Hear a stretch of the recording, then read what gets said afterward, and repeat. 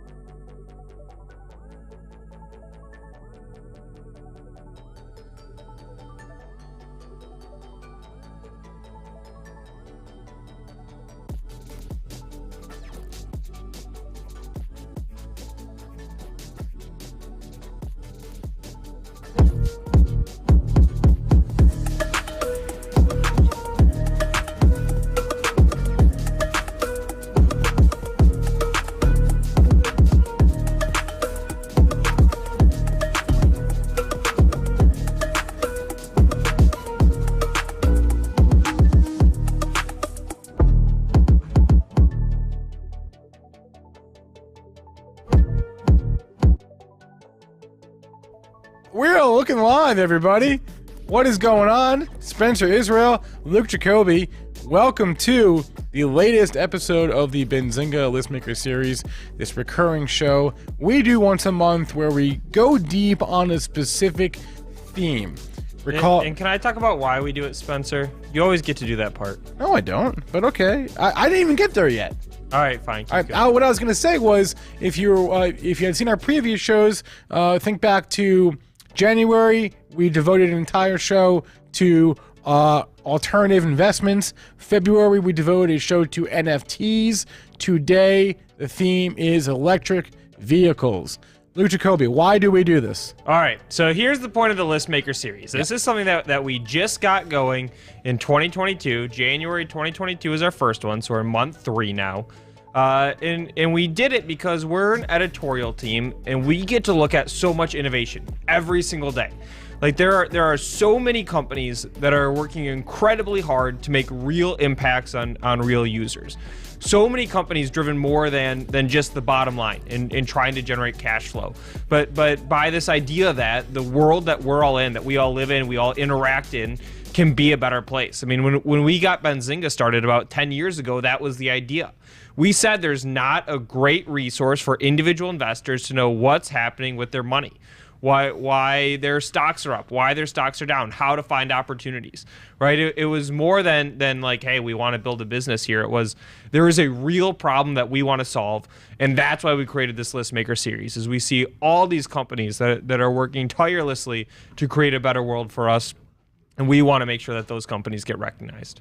Yeah, we also, we ask for feedback and we received feedback. You guys do a ton of content, but you don't go deep, right, on any of that content, right? You're always jumping around, and we thought, all right, that's fair. Let's devote one show every month to a specific topic, and specifically an emerging topic, right? NFTs, alternatives, EVs. Right. So here's the rundown of today's show. I'm going to kind of divide this show up into 2 parts. The first part is going to be just Luke and I. We have what we did was we assembled everybody at Benzinga who covers EVs or is interested in EVs, and we put together a list of, I believe, 24 electric vehicle companies that our team thinks you need to watch. We're going to run through that list. That'll be the first part of the show. After that, we're going to say goodbye to Luke Jacobi. Goodbye, Luke. And I'm going to bring on a pair of guests for our keynote session. I guess if you want to call it that, our keynote session today. I'm going to be talking to John Stenlake, who is the Director of Vehicle Innovation and Mobility at Microsoft, and Angela Priest, the Senior VP of Strategy at Wejo. If you follow that story, you know Wejo and Microsoft have a partnership on connected vehicle data. We're going to talk to both of them about that partnership and about where they see the space going. After that, we're doing a panel about how EV companies are navigating the global supply chain. Have you heard about that, the supply chain, Luke? I've heard about it. You've heard about it? I've been in the hunt for a vehicle. It's been tough. Have you really? Oh, I did not know this. I thought you just bought a car. No, I have a lease expiring in 2 months, Spence. Oh. Yeah, not looking good. Clock is ticking. So we're going to have a panel with the CFO of Luminar, the CEO of Allego, the CEO of Lightyear, and the CSO of LICY. That'll be after the keynote. And then we're going to wrap the show up with a couple of one-on-one conversations with me and Craig Nicol from Graphene Manufacturing Group.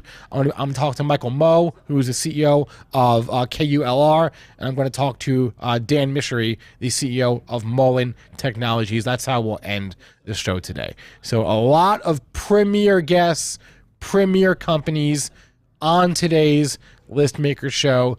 If you have any ideas for us about topics for future shows where we spend a couple hours on one specific theme, send us an email. You can email shows@benzinga.com.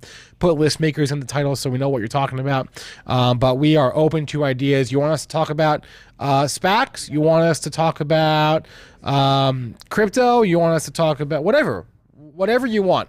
Send us an email and we will consider it. So again, real companies making a really real impact for people. Yep. People's lives every single day. We want to make sure that they get recognized. Yep. So I see a few people in the chat. Give me some feedback. I hope you all just watched that Helion video that we just premiered. That was part one of a 3-part series. We went down to the Helion factory a couple weeks ago in Austin, Texas, and got some great stuff there. So give me some feedback about how you liked that. And doesn't help to smash the like. We'd appreciate any and all likes you want to throw our way. Thank you, Brent. I appreciate that. Yeah. Oh, yeah. Vincent is asked in the chat, can we ask them questions? Of course you can ask them questions. That's the other point here, right? Like, we're up here at this desk, and I have questions, and we have questions for these people, but you do too, right? So let us be your conduit. If you have any questions for any company, or any guest, whomever, drop them in the chat. We will do our very best to acknowledge, to stay on top of the chat and ask questions that we see in there. So yeah, again, don't be like shy. The companies, right? Again, real companies making real impacts. It's our job to make sure that they get recognized. You guys are real investors. You're real consumers with real questions. Yep. Put them in. We absolutely want this to be the voice of you.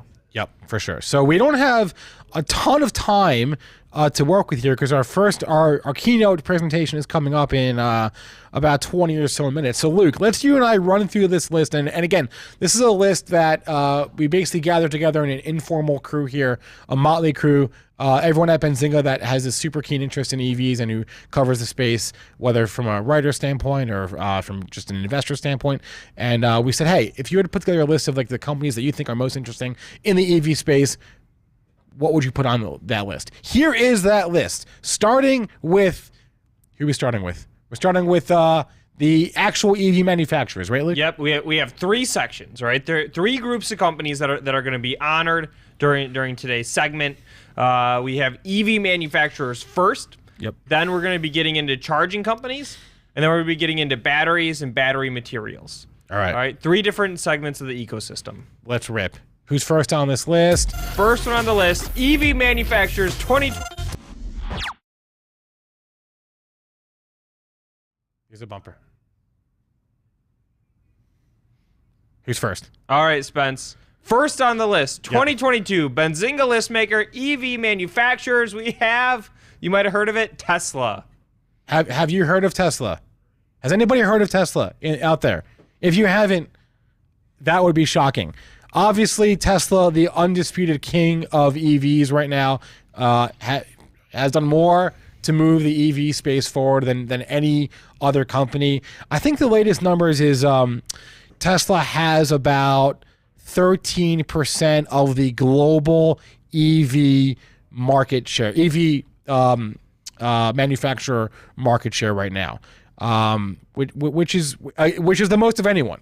So obviously, you know, they got started with the S, the X, the 3, the Y. We know they have several products coming down the pipeline. We got the Roadster 2nd generation. We got the Semi. We got the Cybertruck. We got the Cyber Quad, which hasn't been mentioned in a hot minute here, but a bunch of products slated to begin production next year. You are going to be hearing, by the way, a recurring theme here, which is the production delayed or slowed due to global supply chain problems. It's not unique to any one company. So obviously Tesla, when the first thing you think of when you think EVs, you think Tesla. So it's not a surprise they're on this list. All right, Spence. I am going to announce number 2. Yep. EV manufacturers. Let's see if this one is a surprise to you on the list. It's not to me. Toyota. Yeah, so this is interesting. Obviously, every major global automaker is announcing plans to invest in EVs, right? Volkswagen has announced that they're investing about $60 billion. Ford's investing about $30 billion in the next couple of years. GM is investing $35 billion. Toyota saw all that and was like, nah, we raise you. We're going to invest $70 billion towards electrification. We're going to produce 3.5 million EVs by the end of this decade, far and away more than anyone else has thrown out there. So they've set the bar. The bar is up here.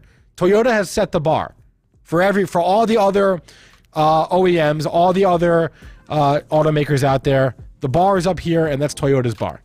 Now, can they get to the bar is the question, but they've set the bar. We've set the bar.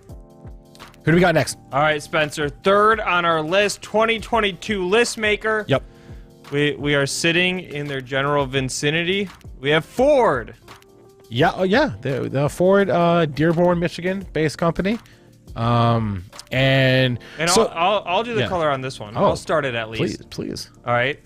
We are sitting here in Detroit, Michigan. Ford Motor Company doing a major construction project in order to build its EV hub, its EV home here in Detroit.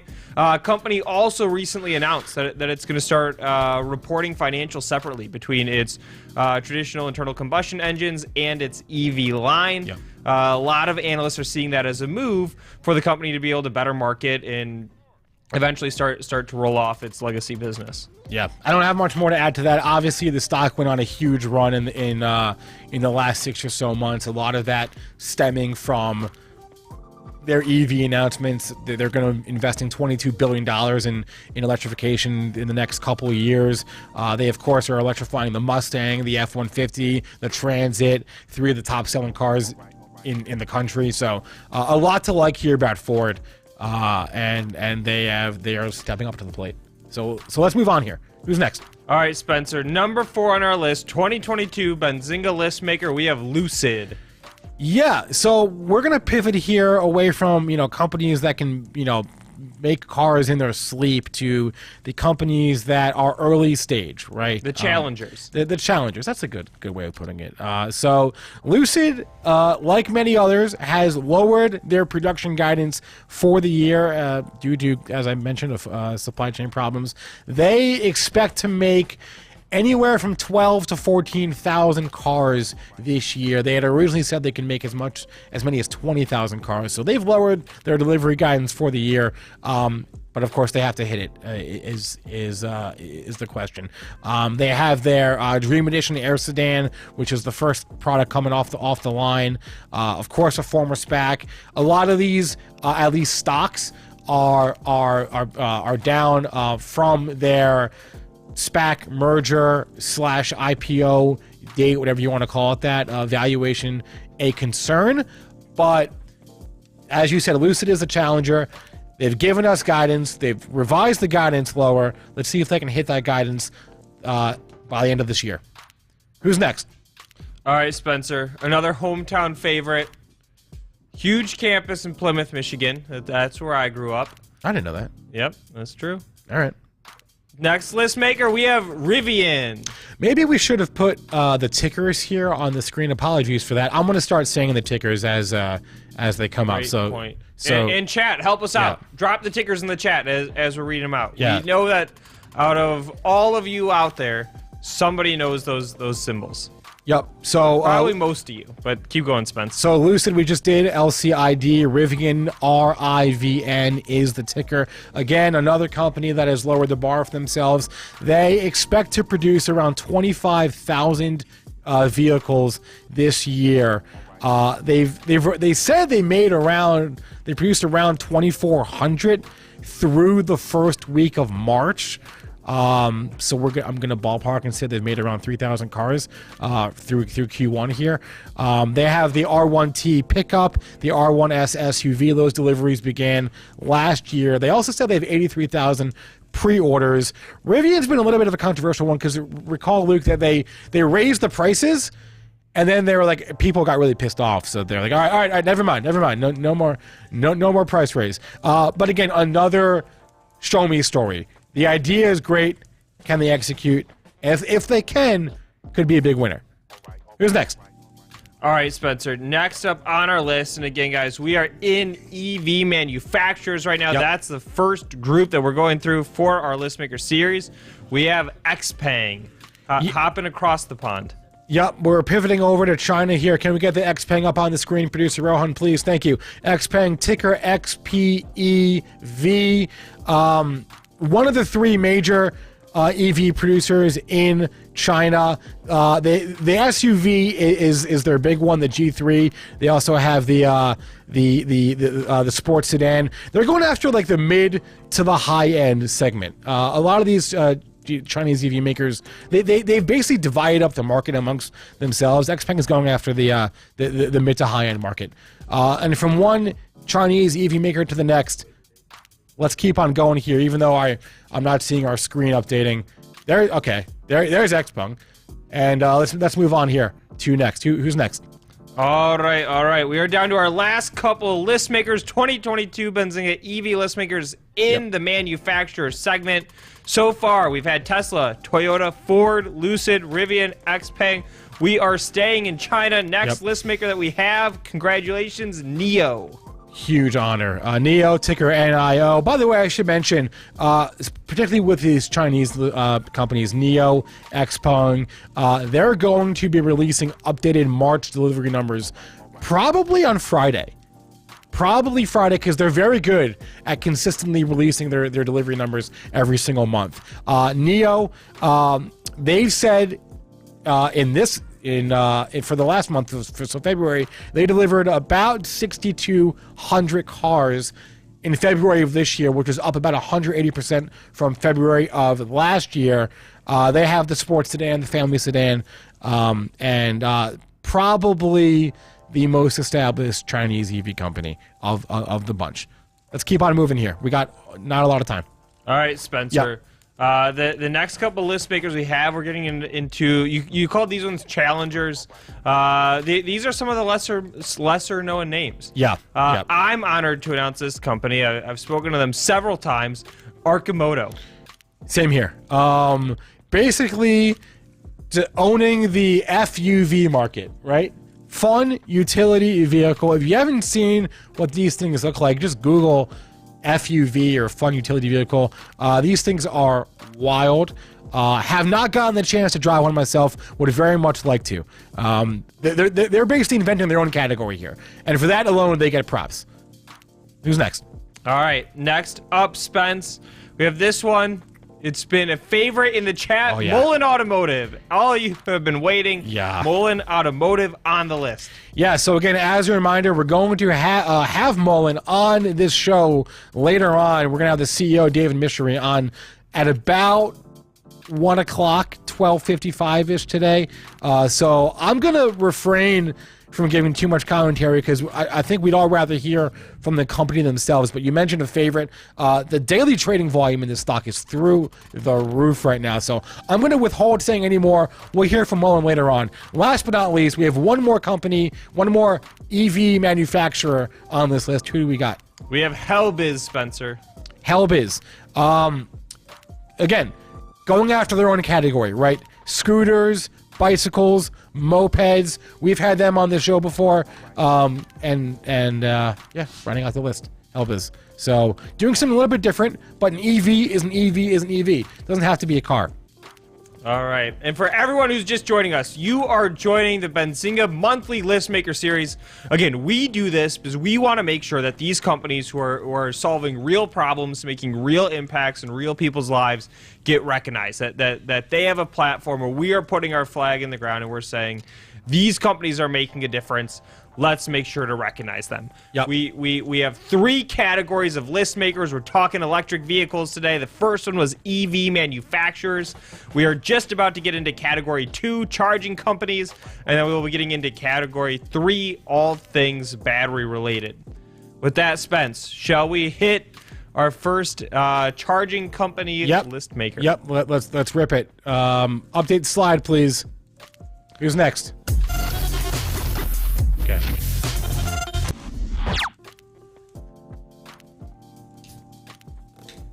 Yeah. EVgo. Is that right? I'm guessing because I don't. There it is. There it is.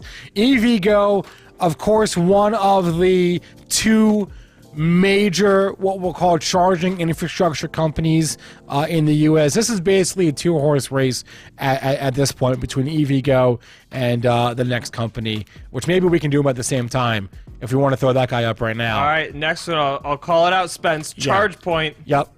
2-horse race here. Is there enough pie for both of them? Perhaps. I'm sure we have strong opinions in the chat. I would love to hear from the chat, actually. Do you prefer EVgo or ChargePoint? And tell us why. Because these guys are, for better or worse, they're owning the EV infrastructure, charging infrastructure space in the U.S. right now. Let's pivot away from the U.S. to the company that is doing the same thing, but over in Europe. Who do we got? All right, Spencer. We have Allego. Yep. 2022 list maker. Yep. Essentially the same thing, right? Charging infrastructure, charging stations for EVs over in Europe. And as far as I know, they are the market leader there. So if you don't know anything about charging infrastructure, know these 3. Know Allego, know ChargePoint, know EVgo. Know those 3 companies. All right, Spencer. Keeping our 2022 EV list makers going, shall we talk tech and software companies? Yeah, this is the last category on. Actually, we're doing batteries too, sorry, Spence. We're doing Come on battery, now. Don't shortchange our list. I know. I'm sorry. Don't. Our editors are going to be frustrated. They pour their heart and souls into covering this space. They came up with their list. Let's go. EV tech and software. Sorry. I'm not there. All right. Tech and software. We have Luminar Technologies. Yep, and again, I'm going to refrain from saying too much more because we're going to have Luminar on this show later. That'll be, just to give you guys the time, that'll be at like noon. That'll be at like noon or 12:05. All right. We'll have Tom Fennimore, so I'm not going to say any more about Luminar. Let's keep going here. That's a tease. Yeah. Next, 2022 Benzinga EV listmaker, we have Mobileye. This is an interesting one. Bought by Intel in 2017, now going to get spun off into its own IPO sometime this year. We don't know when, but you will be able to invest in this company when they do that IPO. That'll be fun. This is Israeli tech company. Very cool stuff. All right, and you know this one well, don't you, Spence? I wouldn't say I know it well. Why? Decently. Why do you say that? Didn't your dad work here? No. I got it mixed up. No. You got it mixed up. Yeah. Oh, a different eye company. Different eye company. My bad. All right, let's keep moving here. All right, next one, we have Wejo Group. Yeah, so Wejo, again, we're going to have them on this show momentarily, actually. So I'm going to refrain from saying too much about that, other than the fact that it's a recent SPAC, and they are setting out to basically own the connected vehicle data market. Who's next? All right, Spencer. Next list maker, maybe a company you've heard of, maybe one that you haven't. Let me know. Microsoft. Same idea. They're coming up next. So they've partnered with Wejo on leveraging their cloud Azure into the EV connected data, connected car space. So I'm going to let Microsoft speak more to that. Last but not least, we have one more technology company to highlight. Who do we got? All right, 2022 list maker. Congratulations to everyone who's been called out so far. Next up, we have Embark Technologies. Yep. Technology company really focused on the truck market, self-driving trucks, and that sort of thing. I have to admit, when I saw this on the list, I don't know too much about this company. Their products include the Embark Driver, the Embark Guardian, and the Embark Universal Interface. Definitely one I'm very keen to learn more about. All right, Spencer. So again, if you are just joining us, we are doing our monthly Listmaker series where we take some time to recognize the companies that are really making moves, really solving problems for consumers, for investors, etc. We just went through our first couple categories: EV manufacturers, charging companies, technology companies. We are about to move into our final category of the Benzinga 2022 EV Listmakers. These are batteries, battery materials. Ready, Spence?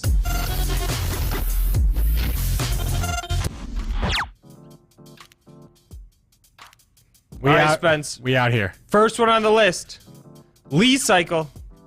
I always pronounced it LICY.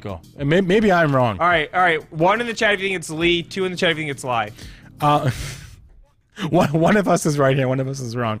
Again, the Li lithium ion. That's where that comes from. That's the resource that they're focused on here. Have a bit of a unique model. They have a spoke and hub recycling process that is unique to the company.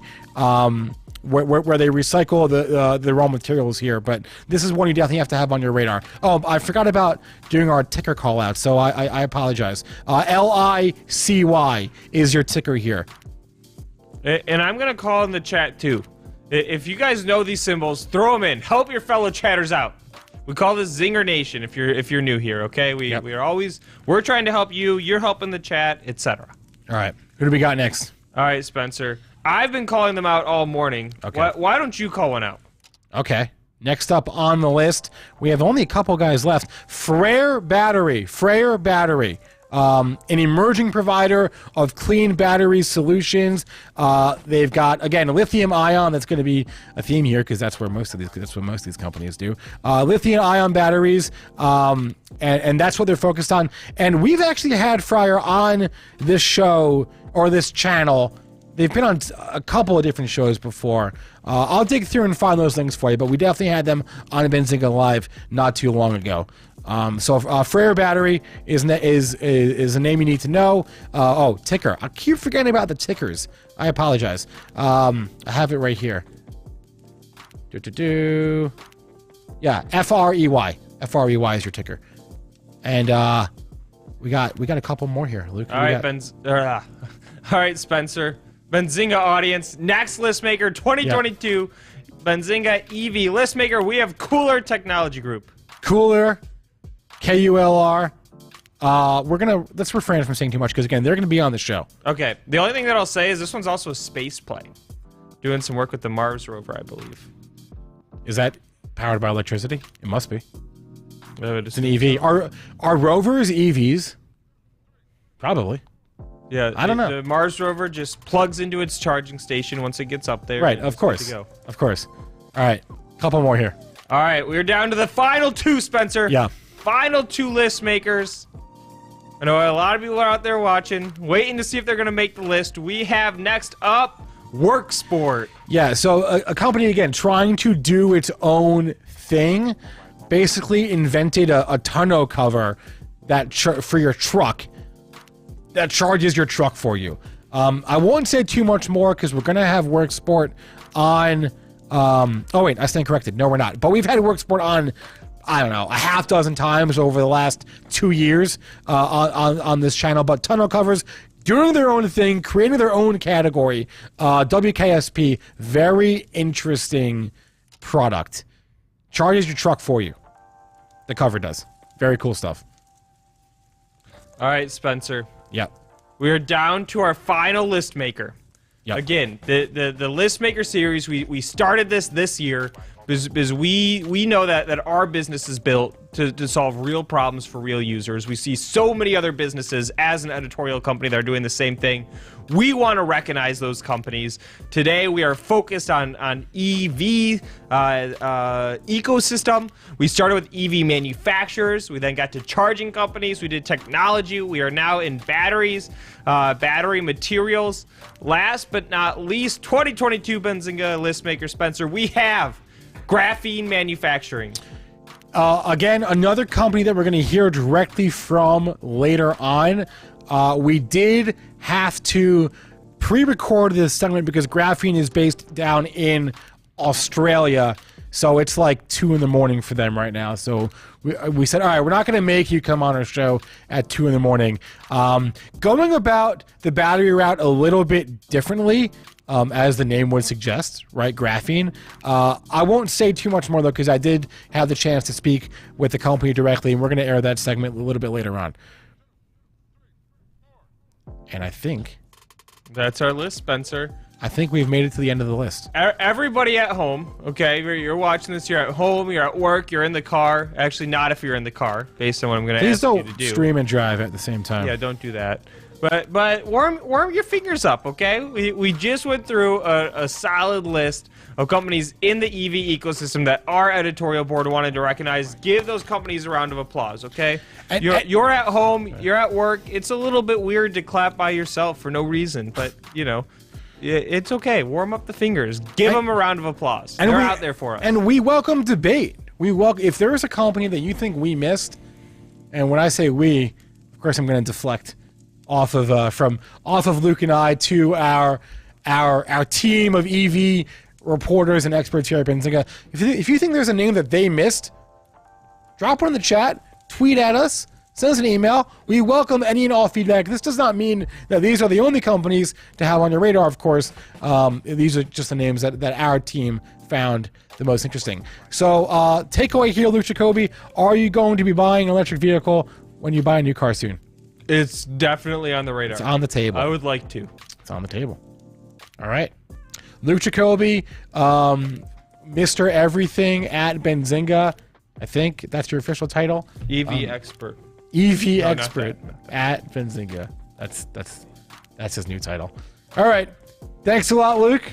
I'm going to say goodbye to you.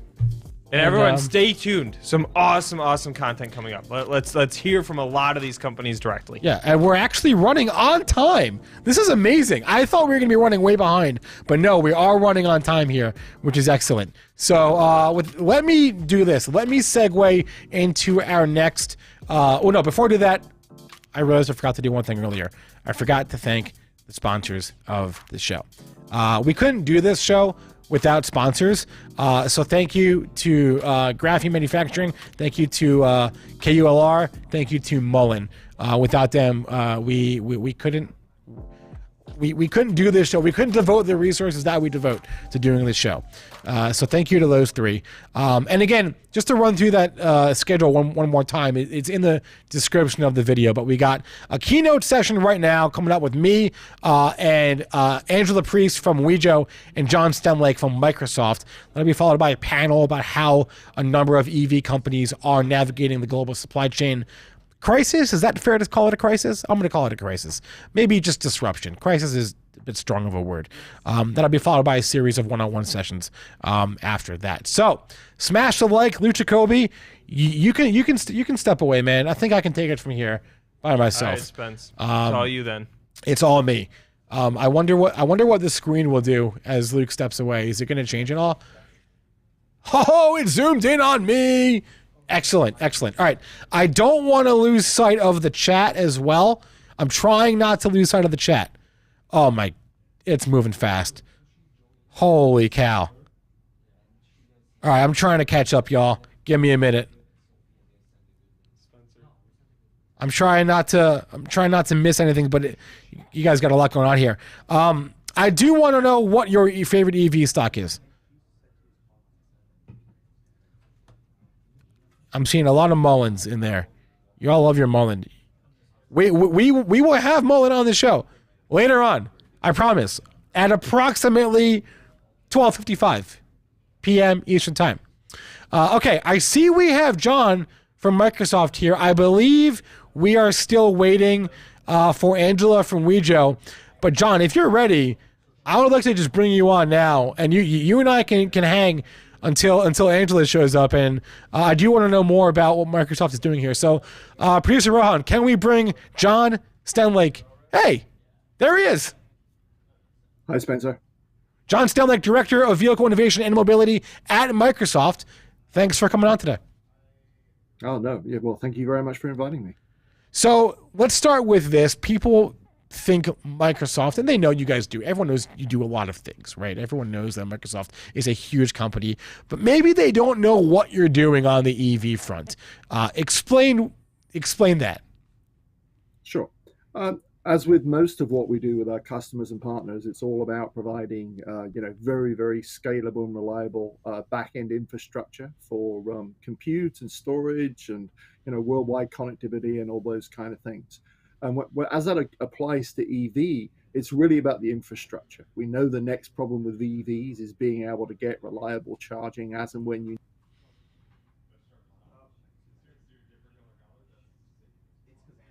Did we just lose John? All right. We may have just lost John there, right when he was getting to the good part. Let's see if we can get John back. I see a lot of producers running around here. So I believe they're working on, this is now the second day in a row. Yesterday we had a guest having Comcast issues that had to cancel on us. So now the second day in a row, we've had a guest that appears to have connectivity issues. On the show. Yeah. No, Nick, no. That would be funny, but no. Oh, wait a minute. Do we have John back? We have him. Hold on. No. John, we got you back. Yeah, sorry, Spencer. I live in a house in the countryside here in the UK, and the network connectivity is not always great. So I tried to get them to put fiber in here, and they won't do it. So there you go. If only there was a way to get internet to more people in a more reliable fashion. Anyway, keep on going. You're in the middle of your answer about what Microsoft is doing. Yeah, where did I lose you? Sorry.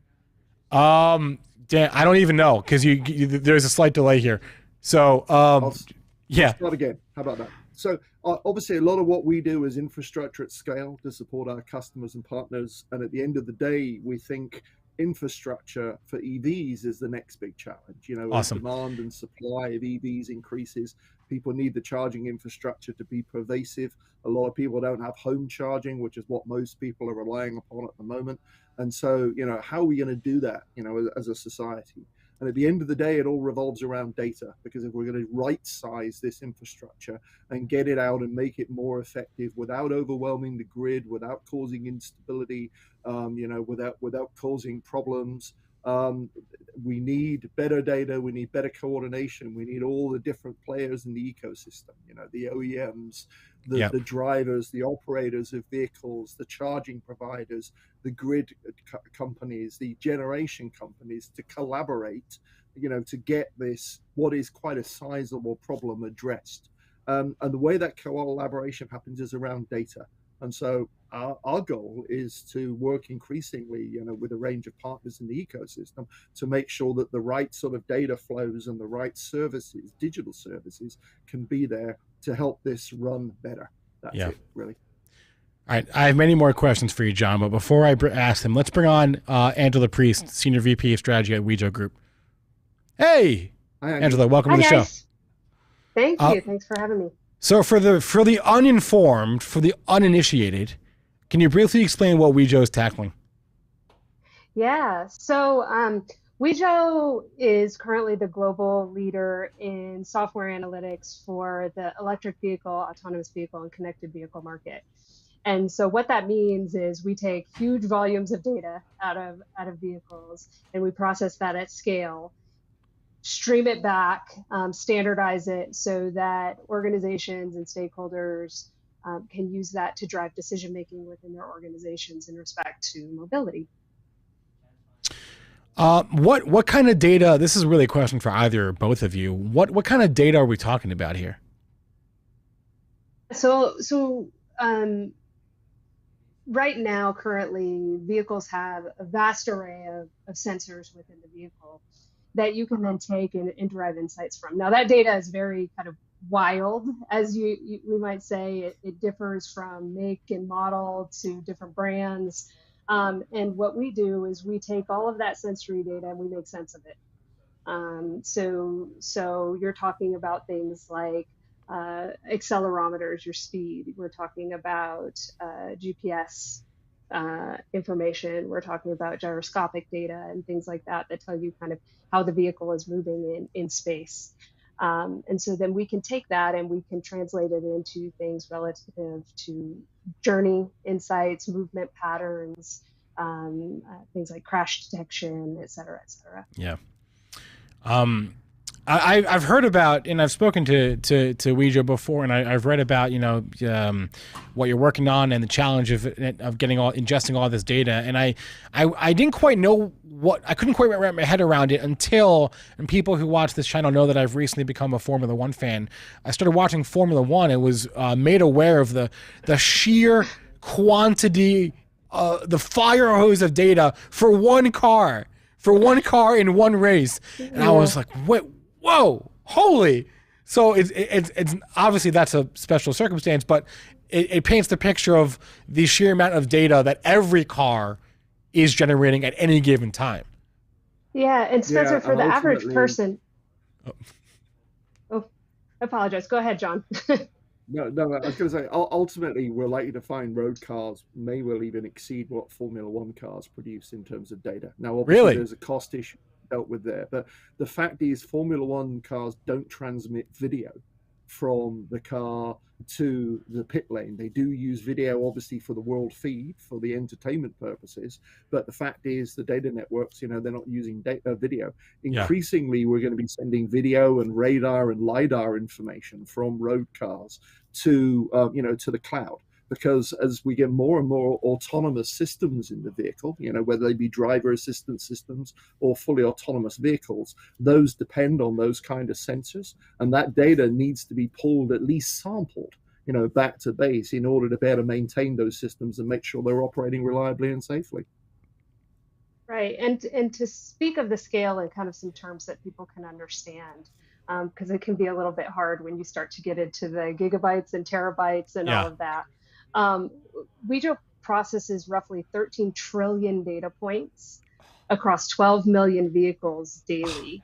And when you think about the volume of data that cars are producing, cars today produce roughly 25 gigabytes of data per hour, which is about double what most people use on their cell phone plans in a month. So that kind of gives you a kind of really real world perspective on how much data is being produced. And to be honest, that's one of the things that's a challenge that Wejo has we've kind of cracked the code on that challenge of how you do that at scale, how you process that vast amount of data at scale and make it usable. Yeah. So, let's mention the partnership, of course. Last year, I believe it was in June, you announced, Microsoft and Wejo announced that you're partnering on bringing all this data to the cloud. A few months ago, you announced the Neural Edge processing platform. What exactly is the scope and nature of the Wejo Microsoft partnership? We'll start with Angela. So one of the things that we know right now is that as sensor technology in cars increases, as the number of sensors in cars increases, that creates a unique challenge in terms of the volume of data that is going through the system at any given time. And it becomes very costly very quickly to process, store, and translate all of that data.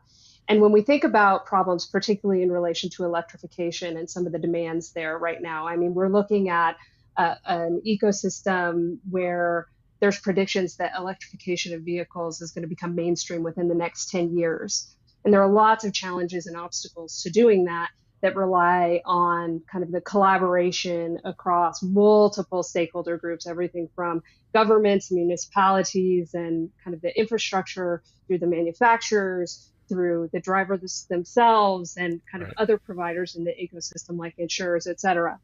And in order to get that speed to that kind of 10-year mark, you have to have access to data. And you have to have access to data that is real time and contextualized, not only for kind of the main adoption groups, but also for marginalized groups. So when you look outside of urban centers and kind of what's happening in rural areas and how might you speed adoption in those areas as well, that requires you to have kind of access to lots and lots and lots of data. And that data storage and that data processing requirement becomes very heavy as the data needs increase. And so what I'm very excited about in the partnership between Wejo and Microsoft is by combining those two capabilities, our capability for kind of understanding what to do with that data and how to make sense of it and how to bring insights from it, combined with Microsoft's kind of Azure platform and the cloud computing capabilities that exist there, you create something really powerful, because this is not a problem that can be solved just by one player. The needs are too great to be solved just by one player. So I'll let John comment a little bit on that, but that's what I'm very excited about. Yeah, thank you, Angela. I mean, I think for our part, I mean, obviously, Wejo is a leader in automotive and mobility data exchange, and one of the very few companies that can actually supply data that the automakers collect from their vehicles at scale. And we know that this data market is going to expand massively. As Angela says, there are many stakeholders that can make use of this data, and we can use it to transform how mobility works at a quite sort of fundamental level. It's starting with things like how we can make EV charging better is one thing, but going on to how, you know, you can coordinate transportation systems in a much more intelligent way, so that you really do start to provide, you know, sustainable mobility for everybody, and do it in a way that's, you know, that's affordable and actually fits in with societal goals. But at the end of the day, you need massive amounts of data in order to better do that, and you need to actually better handle all of the privacy issues and everything that relates to it. And you have to be able to do that in a way that actually makes sense and is affordable. And one of the ways that you do that, you mentioned Neural Edge, is to make sure that you do some of the processing actually not in the cloud. So you do some of it on the vehicle. You do some of it on at the edge of the network, at the 5G base station, really close to the local infrastructure. You can take account of what's going on locally, and you can do it up and down the network stack. And then obviously some of the heavy lifting can be done in data centers. And so, you know, our goal is to provide the platform that enables all of that to happen in a secure, reliable, private, and sustainable way. And we think, as Angela says, with Wejo's know-how and the great business they've established with OEMs and the platform that we can provide, you know, we can take on these challenges. Yeah, and sorry, go ahead. If I could just add something to what John says, I think one of the important things to recognize again is John mentioned societal goals, and you know, one of the big challenges right now within the industry is speed to adoption among consumer groups, and so this partnership actually enables us to drive some of that adoption, because it allows us to recognize what those different needs of those different groups are within the ecosystem, and what are the factors and behaviors and patterns of information that actually drive adoption. And so one of the things that I think about in this respect is, you know, I'll go back to the example of the difference between kind of urban adoption versus rural adoption.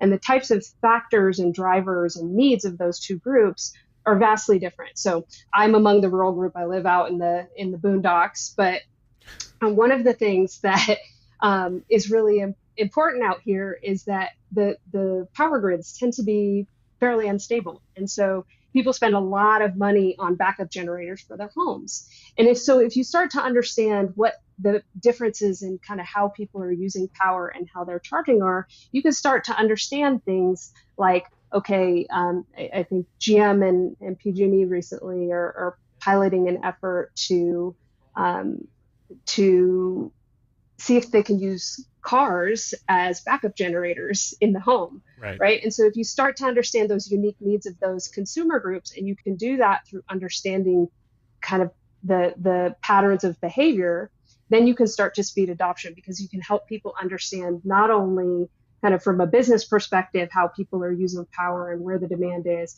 but also you can help consumers understand their patterns and usage behaviors to spur them to kind of want to buy in. Yeah, it sounds like the biggest challenge here is that there's so much we don't know.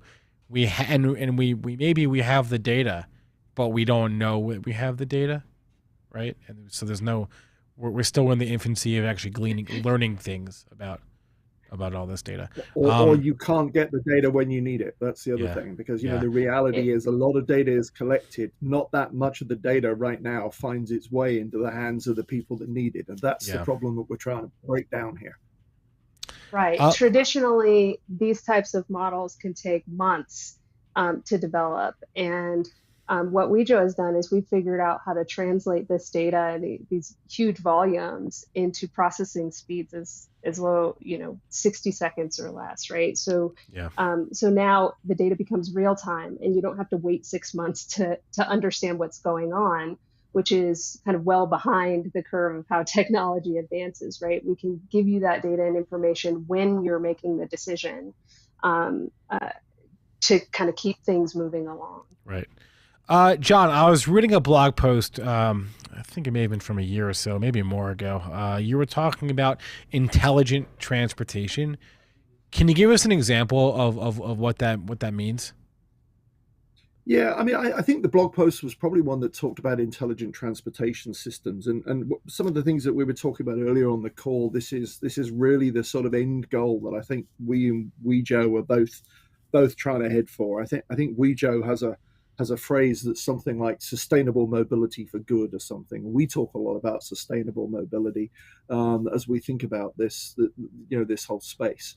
And if you think about today's transportation systems, they're a little bit of a mismatch of, private transportation and public transportation and, older models, like traditional buses and trams and local trains. And then the newer mobility models like, shared mobility systems, ride hailing, shared car, micro mobility, active mobility, all of those kind of options.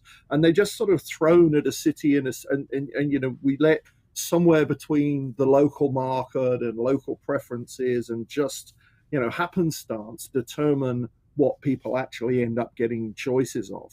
At the end of the day, that doesn't tend to optimize that system for things like sustainability, for things like equity of access to all different communities, for things like ensuring that, there's an opportunity for the providers of these solutions to be economically viable, for things like making sure that the actual journey time is deterministic and that you get a good experience. And so some level of coordination in a sort of public-private partnership, again, based around flow of high quality, near real-time data and, things like apps coordinating multimodal journeys, can get us a better set of outcomes in terms of optimizing for those parameters in a better way.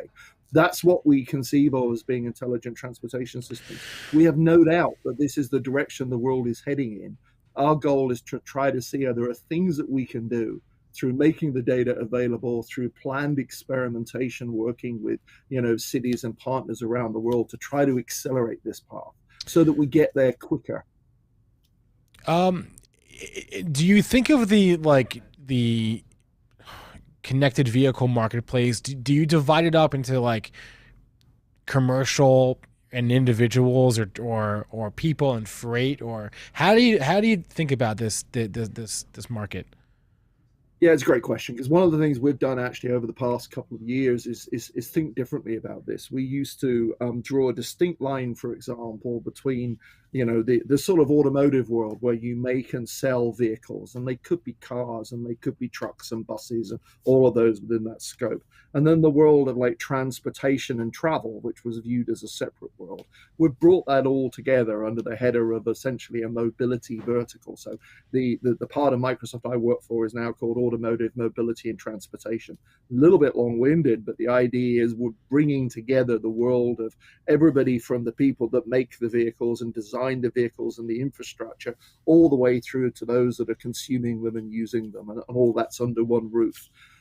There certainly is some level of distinction between connected data for a car and for a truck. There are some different standards involved, but ultimately, there's similar sort of classes of data. You have to sometimes think about optimizing the solutions a bit differently. For example, navigation systems for cars and trucks are quite different, because you don't want your trucks typically trying to go down tiny little local roads or squeeze under low bridges. So you have to take into account different sort of parameters in your routing. But ultimately, it's the same class of problems with just some optimization for different vehicle types.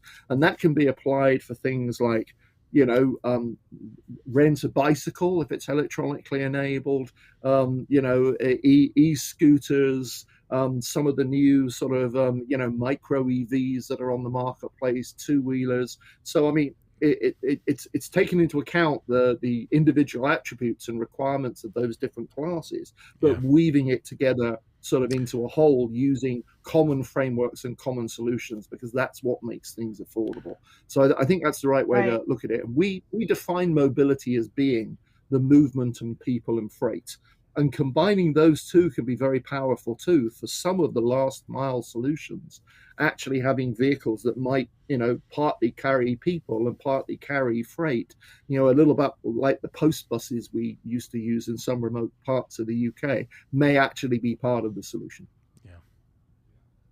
You quickly, when you start to get into this space, what you quickly realize is it's not a system of independent players. It's an ecosystem that's comprised of everything from kind of the components and the individual pieces within the vehicle that interact and interplay with one another, all the way through how that vehicle interacts and interplays with the things outside of that, as well as kind of the businesses and the consumers around that whole ecosystem.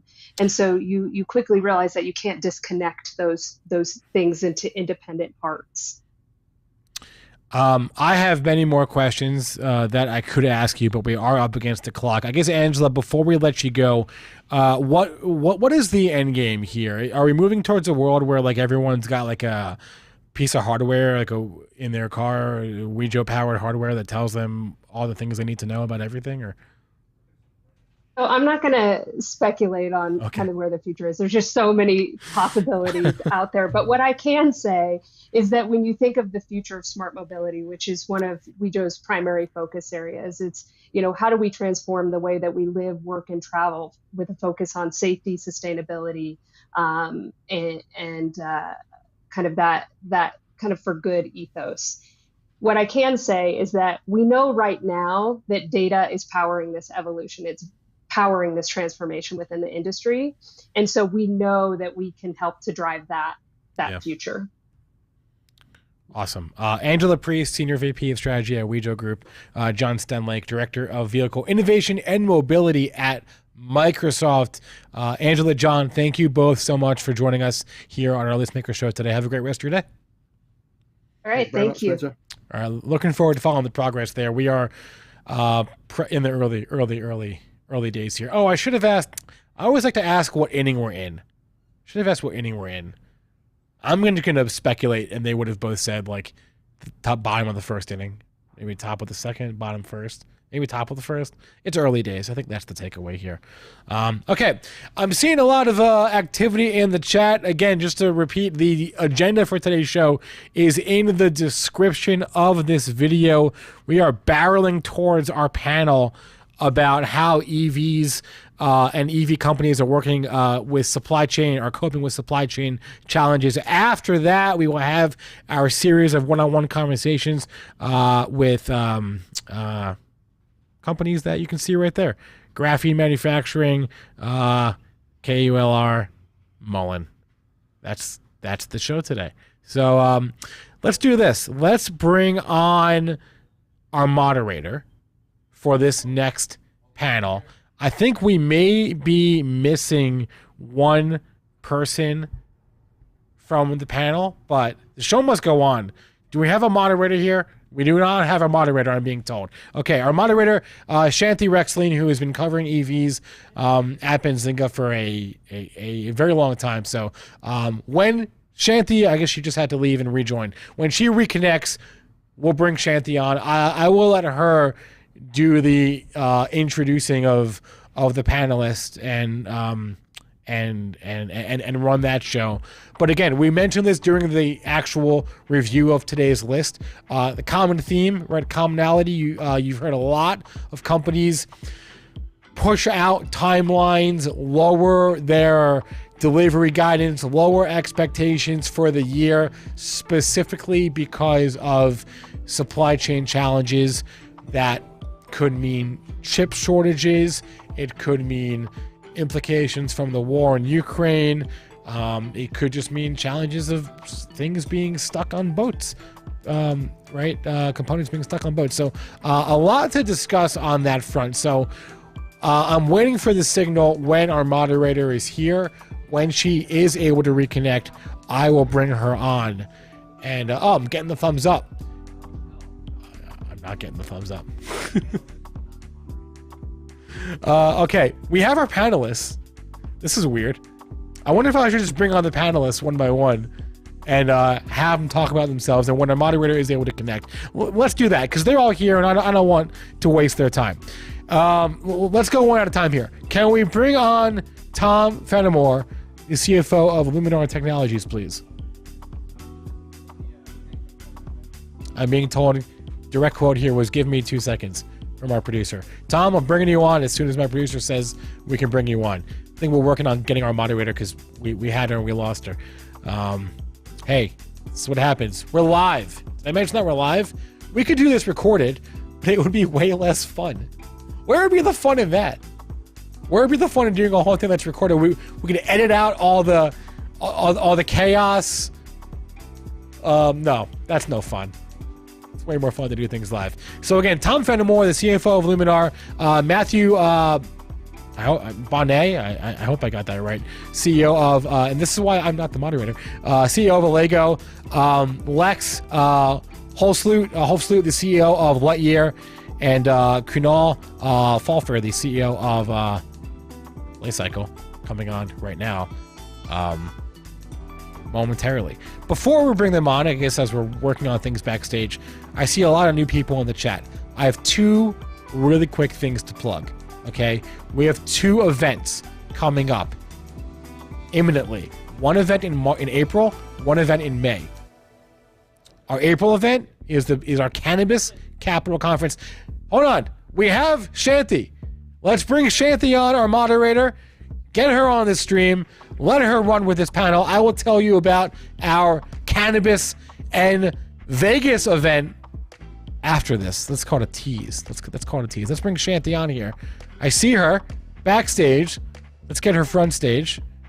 And let's talk about how EV companies are navigating a global supply chain crisis. Shanthi Rexaline, are you with me?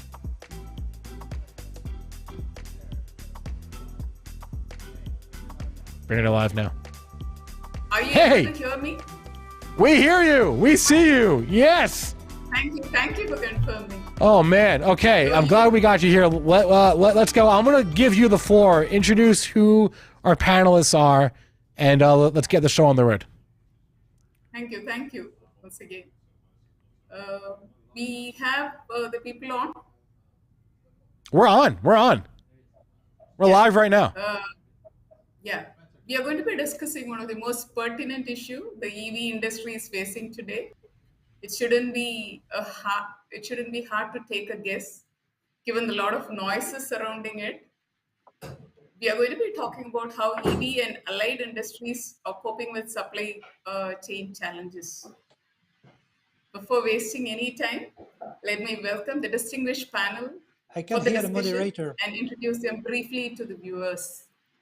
I'm sure as the discussion progresses, we'll get to hear more about the companies from the respective executives. We have with us Mathieu Bonnet, the Chief Executive Officer of Allego. I can't hear the moderator or the Shanthi. Pardon? I can hear you well. Yeah. Am I audible to everybody? Sorry, I had not confirmed it before. Yeah. Yeah, thank you. How about Matthew?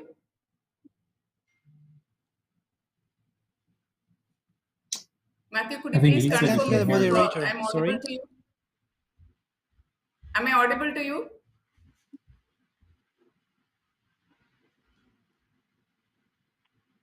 I don't think so. He's saying he can't hear you.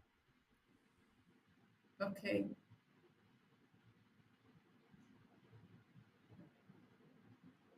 Matthew, are you I with can't us? hear you. I can hear you, but I can't hear the Can you panels. hear the others? You want me to What's talk? the issue with only my audio? Yeah. I think we're having audio issues with one person, Shanthi. So let's go around the room and when he can hear us, we'll come back to him. Okay.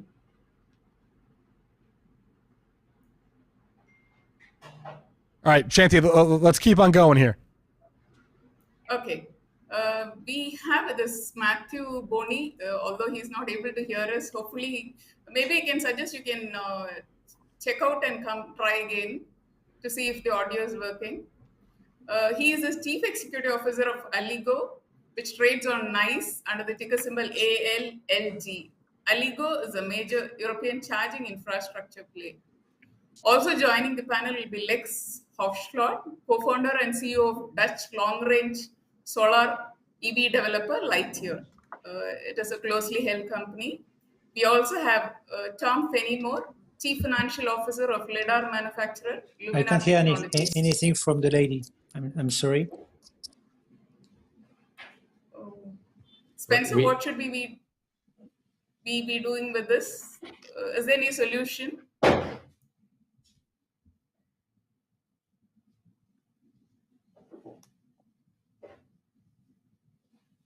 Let me check in it.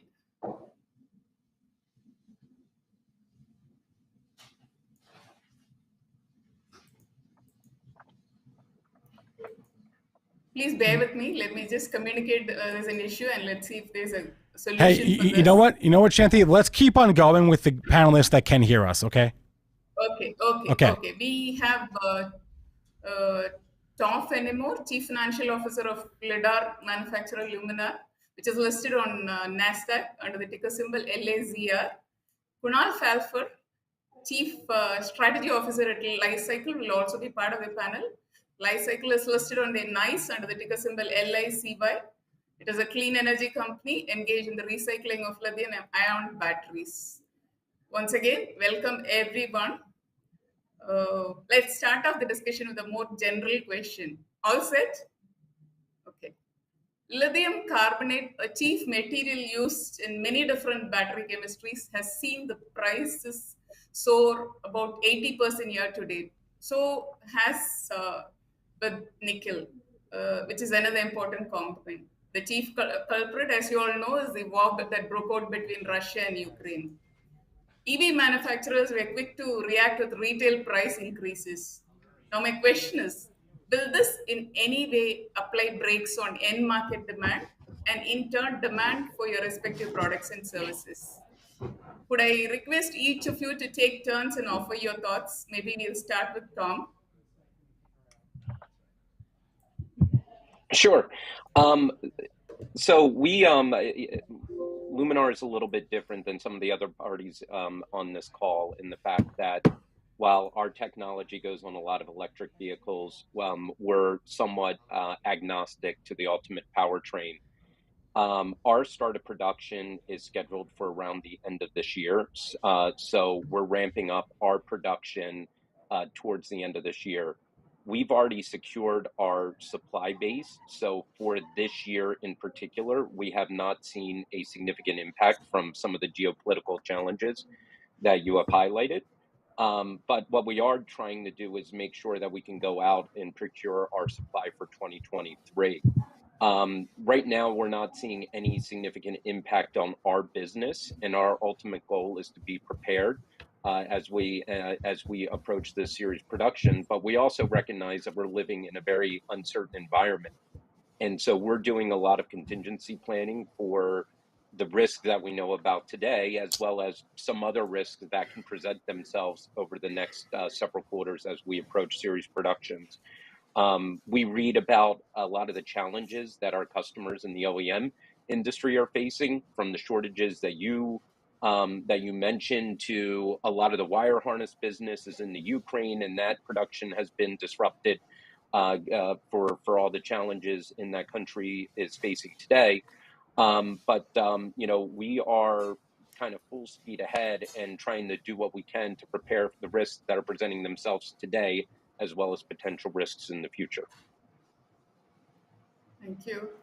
How about Lex? What are your thoughts on that? Yeah, that's been difficult to navigate for sure. So we are a small volume car manufacturer in the Netherlands. First, the model, the Lightyear 1, which is the first long-range solar car, is going to market this year. And so the batteries for that. So we're lucky that solar cars require less batteries to get to the same range than other vehicles in the market. So that means that on a relatively small 60 kilowatt hour battery, we can already provide quite some range. So that's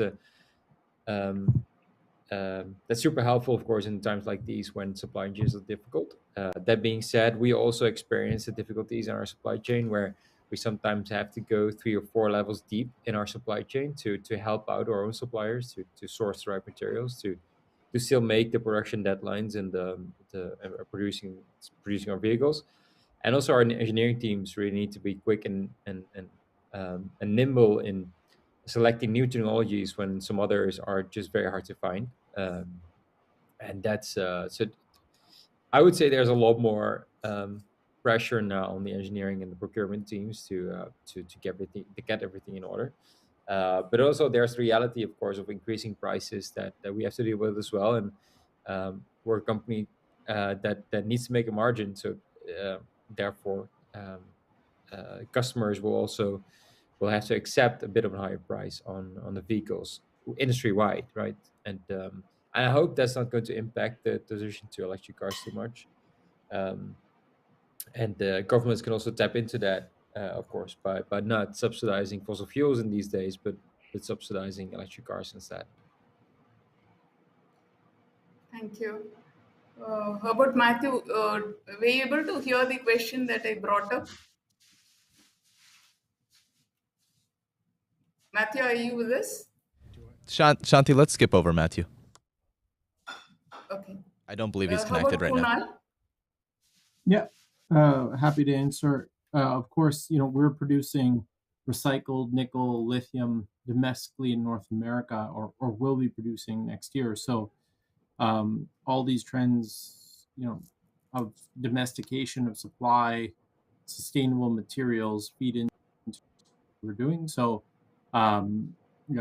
obviously, political situation aside, we were already seeing increase in nickel prices, for example, and demand for recycled material, for example, in Europe to meet policy requirements. So there was already tailwinds behind our business that there'll continue to be a demand for these domestic, local, circular economies.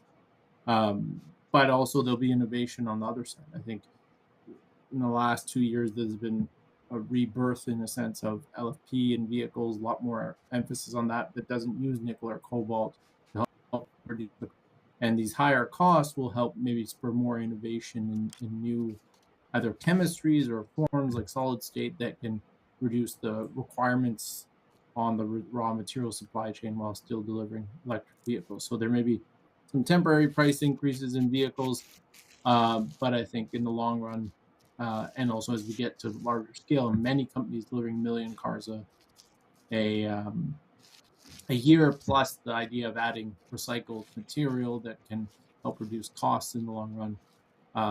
I think the long-term impact hopefully is minimal, and we continue to see electrification grow.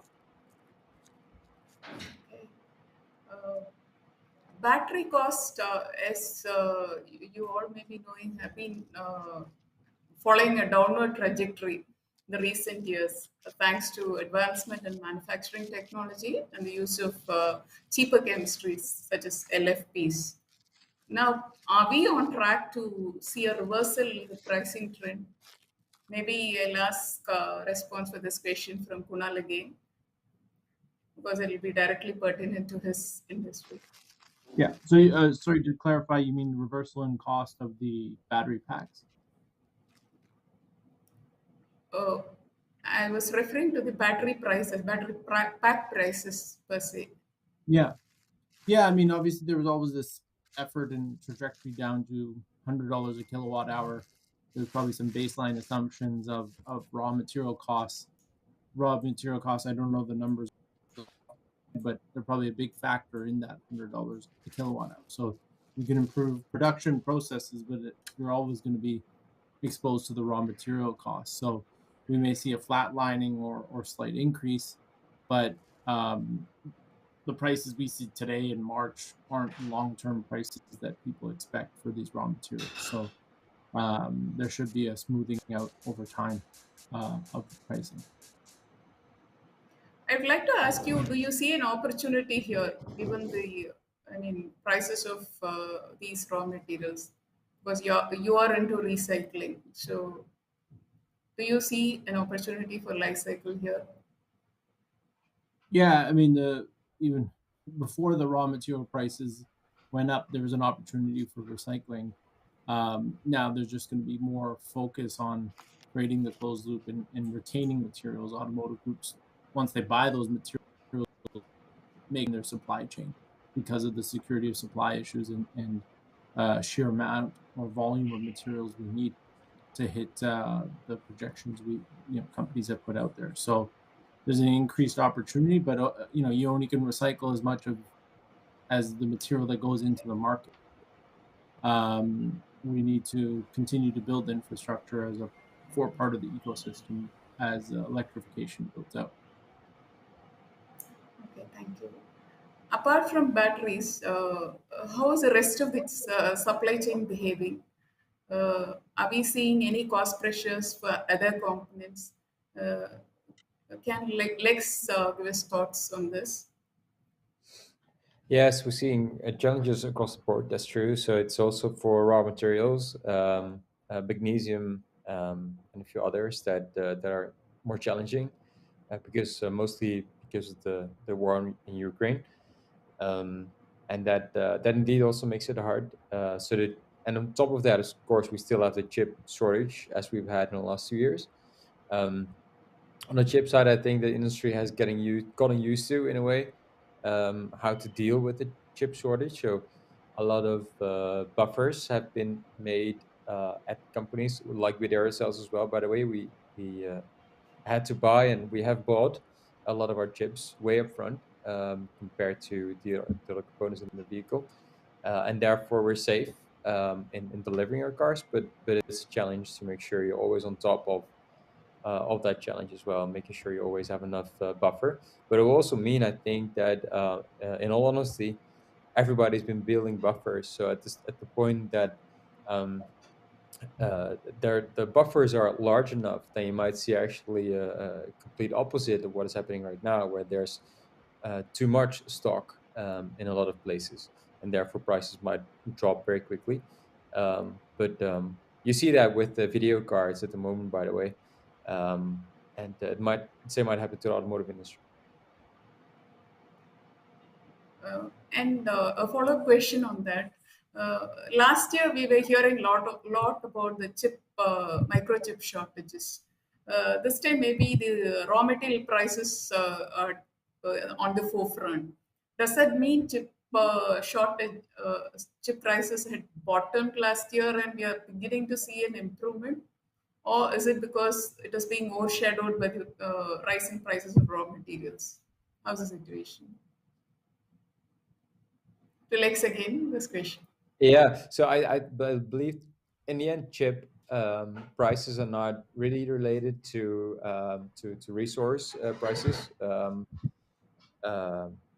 In the end, it's mostly the fabs that don't have enough capacity to build specific chips. I think especially the automotive chips has been most difficult to produce because they require different way of manufacturing. That is actually a more traditional and older technology, but So there has been much more demand from that side. I think that you will see prices dropping probably in coming. Well, it will depend on how the world evolves in the coming few years, and perhaps nobody knows. But there's good reason to assume the price are going to drop. That's true. Tom, how is Luminar positioned on that front? How is the chip crisis impacting your, is impacting or not having any impact on your production? Yeah, it's a good question. Like any other company, it's having an impact on our business, and there are certain parts, either anything that is chip related or has a chip in it, where it's tougher to get the supply, and we have to fund sometimes certain expedition payments to get parts on a timely basis, given the shortages that we are seeing in that area.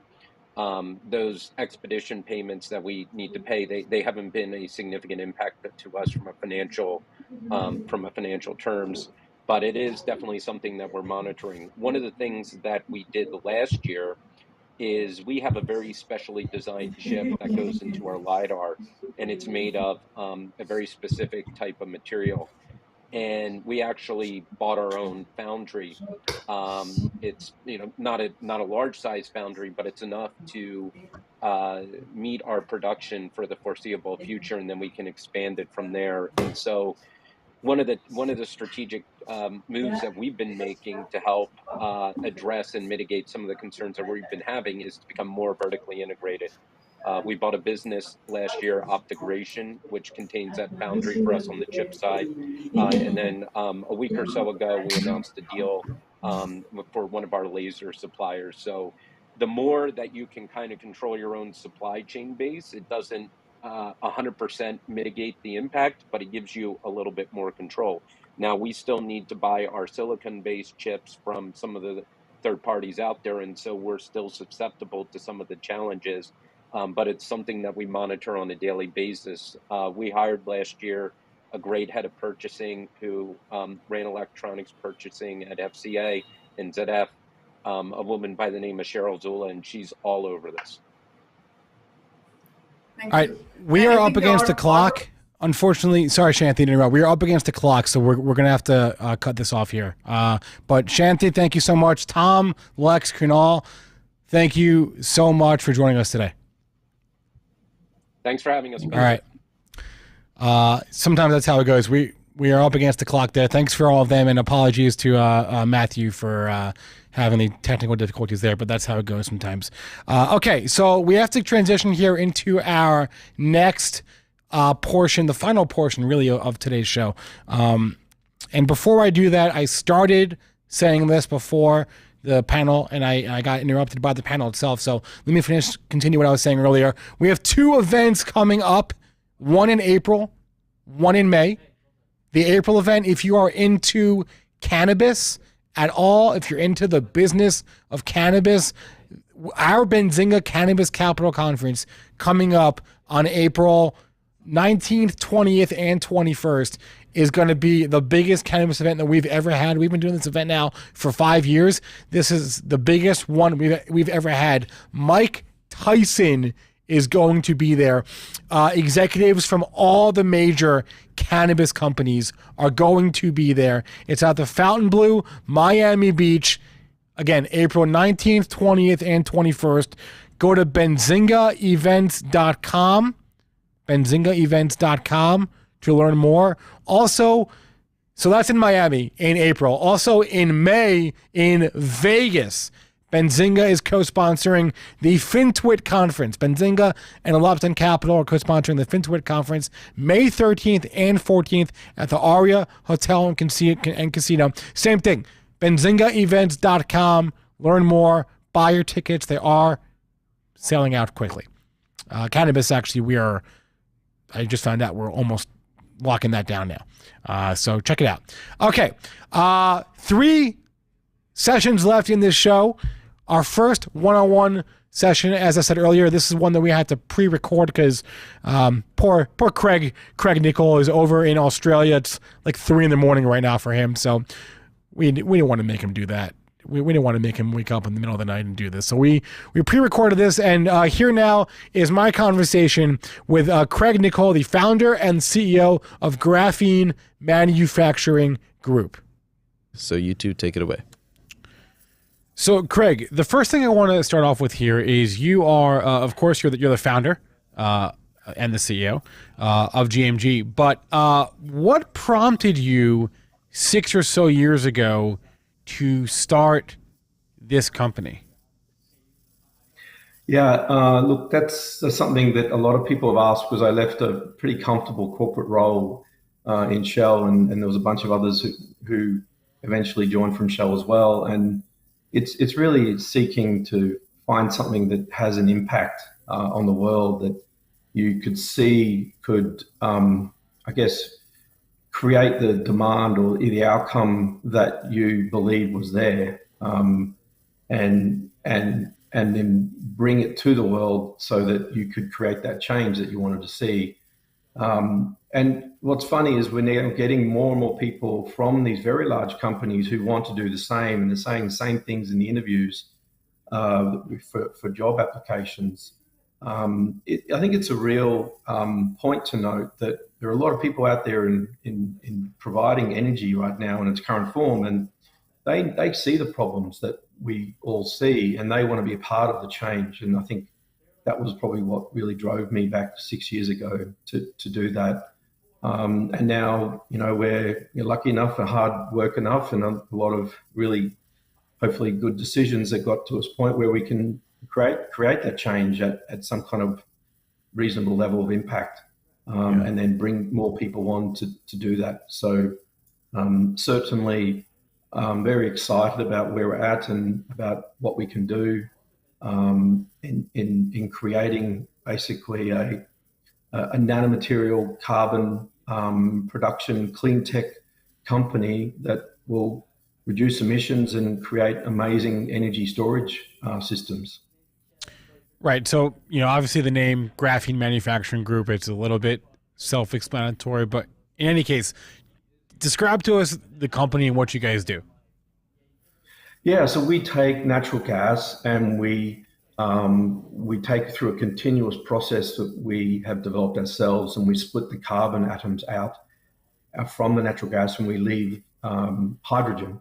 And then we take that graphene that we've made, which is the carbon atoms, and we put that into different types of applications. So currently we're focusing on 3 products, and then we look to sell those products into the market. So the 3 products we have are an air conditioning coating system or heat exchange coating system, which saves energy in the use of graphene. That's put onto various different types of heat exchangers and air conditioning systems and such things to save emissions and save energy. And then the second type of product is the graphene lubricant concentrate, which we basically make in a concentrate form, and we sell to lubricant blenders in different parts of the world, and that's in slightly less developed point compared to our air conditioning coating system. And the third product, which is what most people want to talk to us about, is our new next generation battery, which is a graphene aluminium ion battery, which is very much multi-stage development progress past where kind of lithium batteries are right now. And that is a product that we make all those 3 products, some with some contractors. But the battery space, we've just announced our pilot plant, and we're progressing through into making another type of battery, which is called a pouch pack battery.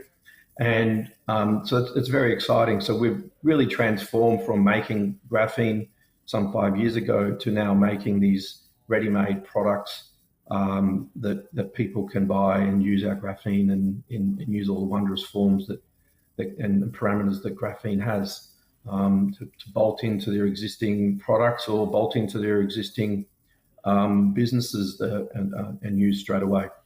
So you mentioned the 3 products and the fact that most people, and myself included, want to talk to you about the latter, right? But can you give us a quick breakdown of the business, maybe in terms of like of revenue? I mean, where does the EV graphene battery fit into that equation?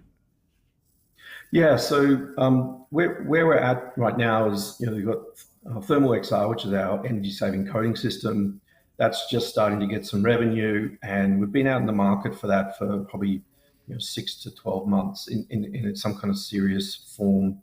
And we're now trying to get into some significant revenue, and we have projects happening in Dubai, Singapore, Australia, and we're just opening up America or North America.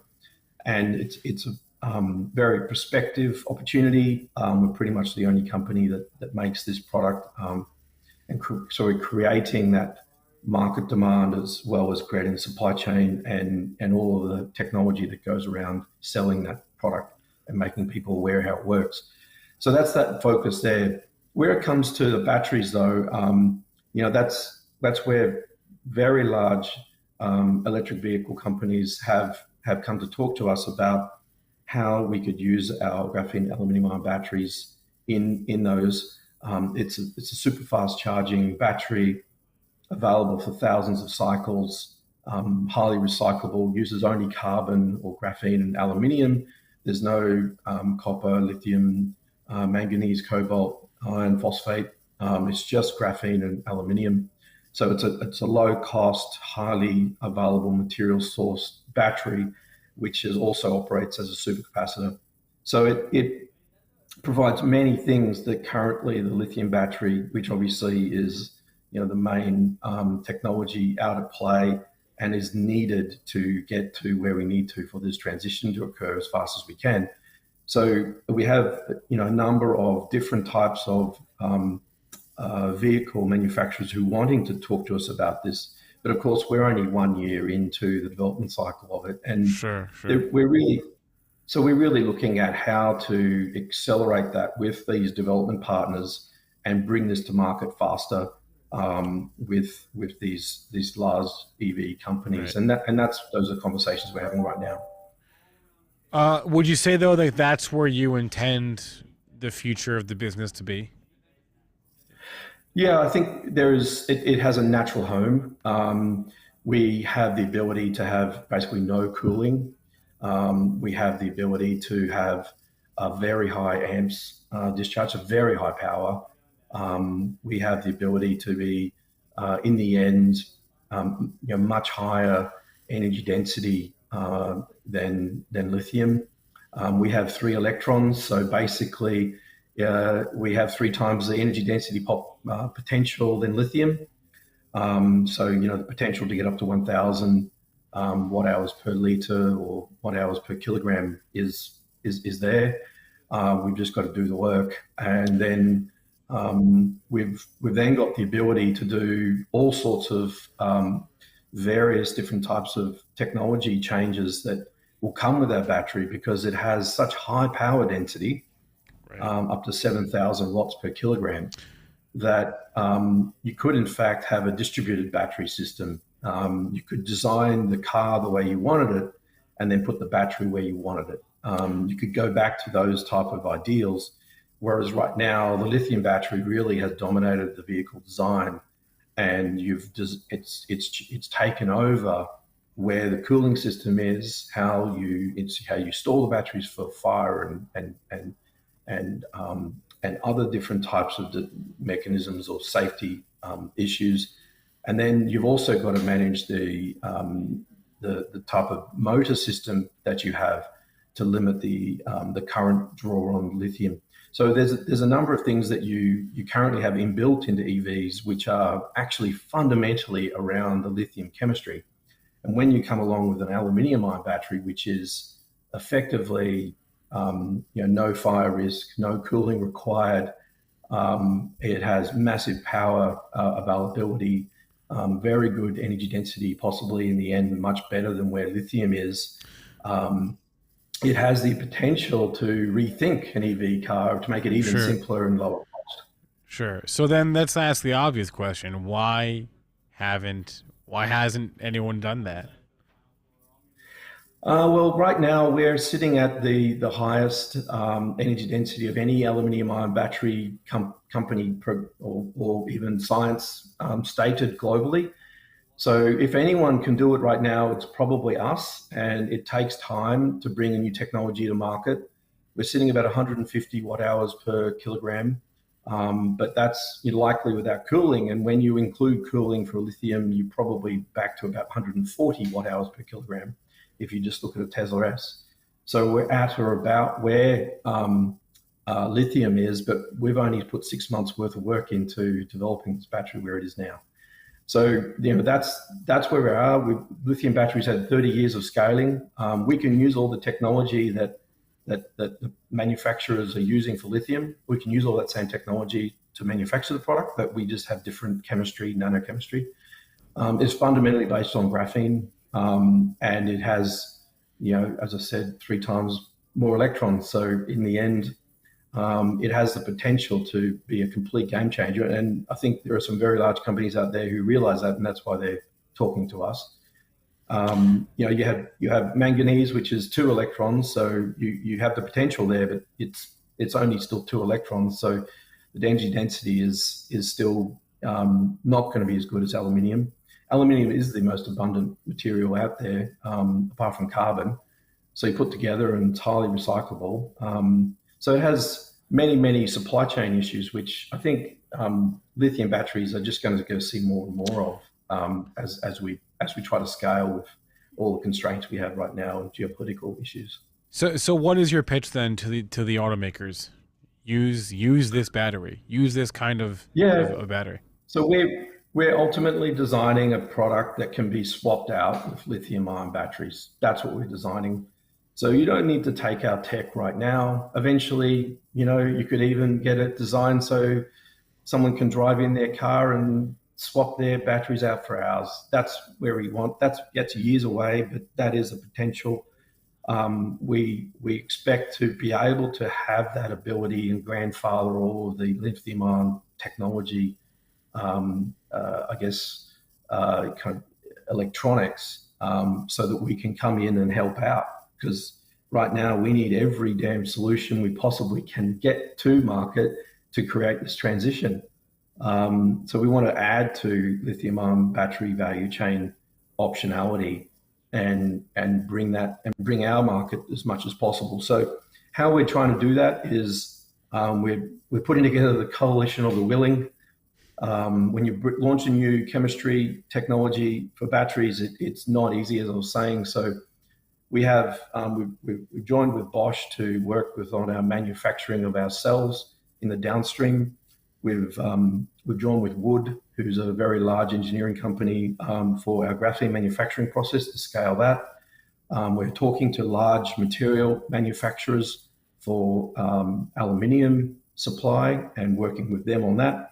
And then, we hope eventually, once we put that in place, we eventually hope to put together, a large customer who can take us forward in both how the battery's used and then obviously grow the product into sales that can support a much larger scale impact that we're actually that's what we're trying for. So, those are the steps forward. In the meantime, we've got an enormous number of levers to pull. It's very, very low-hanging fruit for our battery tech. Early days, lots and lots of opportunity. We're already at the world state highest energy density and power density for this battery. I think it's the only hybrid energy battery, supercapacitor type battery available. And so now we've got to bring it to market as fast as we can. Yeah, and speaking of that, best case scenario, what is the timeline here? Yeah, so we aim, normally when you bring a new tech to market like this, you try to punch out coin cells to understand how it works. So that's what we're doing first. Yeah. We have many different small appliance uses for this, and so that's the first thing we're doing. And so you might actually see it in your car, your car key. So our coin cells would be rechargeable in about 5 seconds. And you would have them working for 3,000 cycles, so basically forever, in a space where you would, maybe have to recharge them maybe every 6 months. Yeah. And then people can get the idea of how it works and people understand what we can do. And then we can then go to some kind of pouch pack, which would then provide probably personal electronics. which would provide, people to be able to charge their phone in about a minute and still last as long. And so when you get to EVs, the real problem here, Spencer, is the vehicle will no longer be the constraint on charging. The infrastructure will be the glaring problem. And we will need twice as many batteries to charge these things if we have our battery in an EV next year or thereafter, because you'll need a battery to store up the charge before you take it into the car.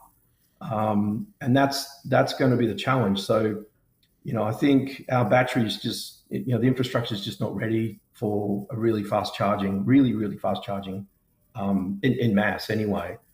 But that'll develop because everybody's trying to push that along. And in the meantime, we'll work with some, hopefully some really large global brands who can bring this to market and provide that ability to use some really fast charging batteries at with pretty much no cooling and very high performance, and then recyclable at the end of the day. And so that's our focus. So we're both talking about near term, mid-term, and then longer term, where we're talking, sizable kind of gigafactory type conversations. But those are obviously, much later. Yeah. Craig Nicol is the founder and the CEO of Graphene Manufacturing Group, trades on the Toronto Venture Exchange and in the U.S. on the OTC markets. Craig, a pleasure. Thank you so much for joining our Listmakers today. Thank you, Spencer. Really enjoyed it.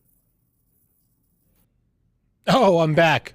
Amazing how that works. Thanks to Craig once again. Let's bring on our next guest today. This one is live. Michael Moe is the co-founder and CEO of the company with maybe the coolest name. See what I did there? KULR Technology Group. KULR is your ticker. We have Michael Moe. Let's bring him on.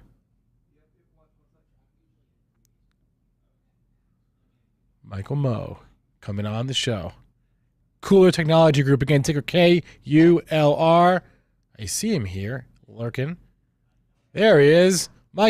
Michael. Hello, Spencer. How are you? Good. How are you? All right. Greetings from sunny Florida. Well, I hope it's warm where you are because it's really cold where I am.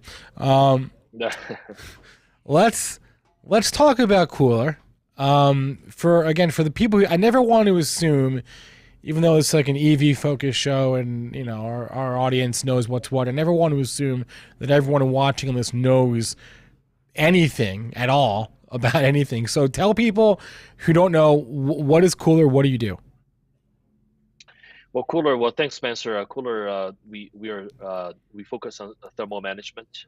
We come from a 30-year heritage in developing a carbon fiber-based thermal management solution for aerospace and defense applications. So our customers are like NASA, DoD folks, and our parts are trusted to be used on the Mars rover Perseverance, on the International Space Station, and numerous different aerospace applications.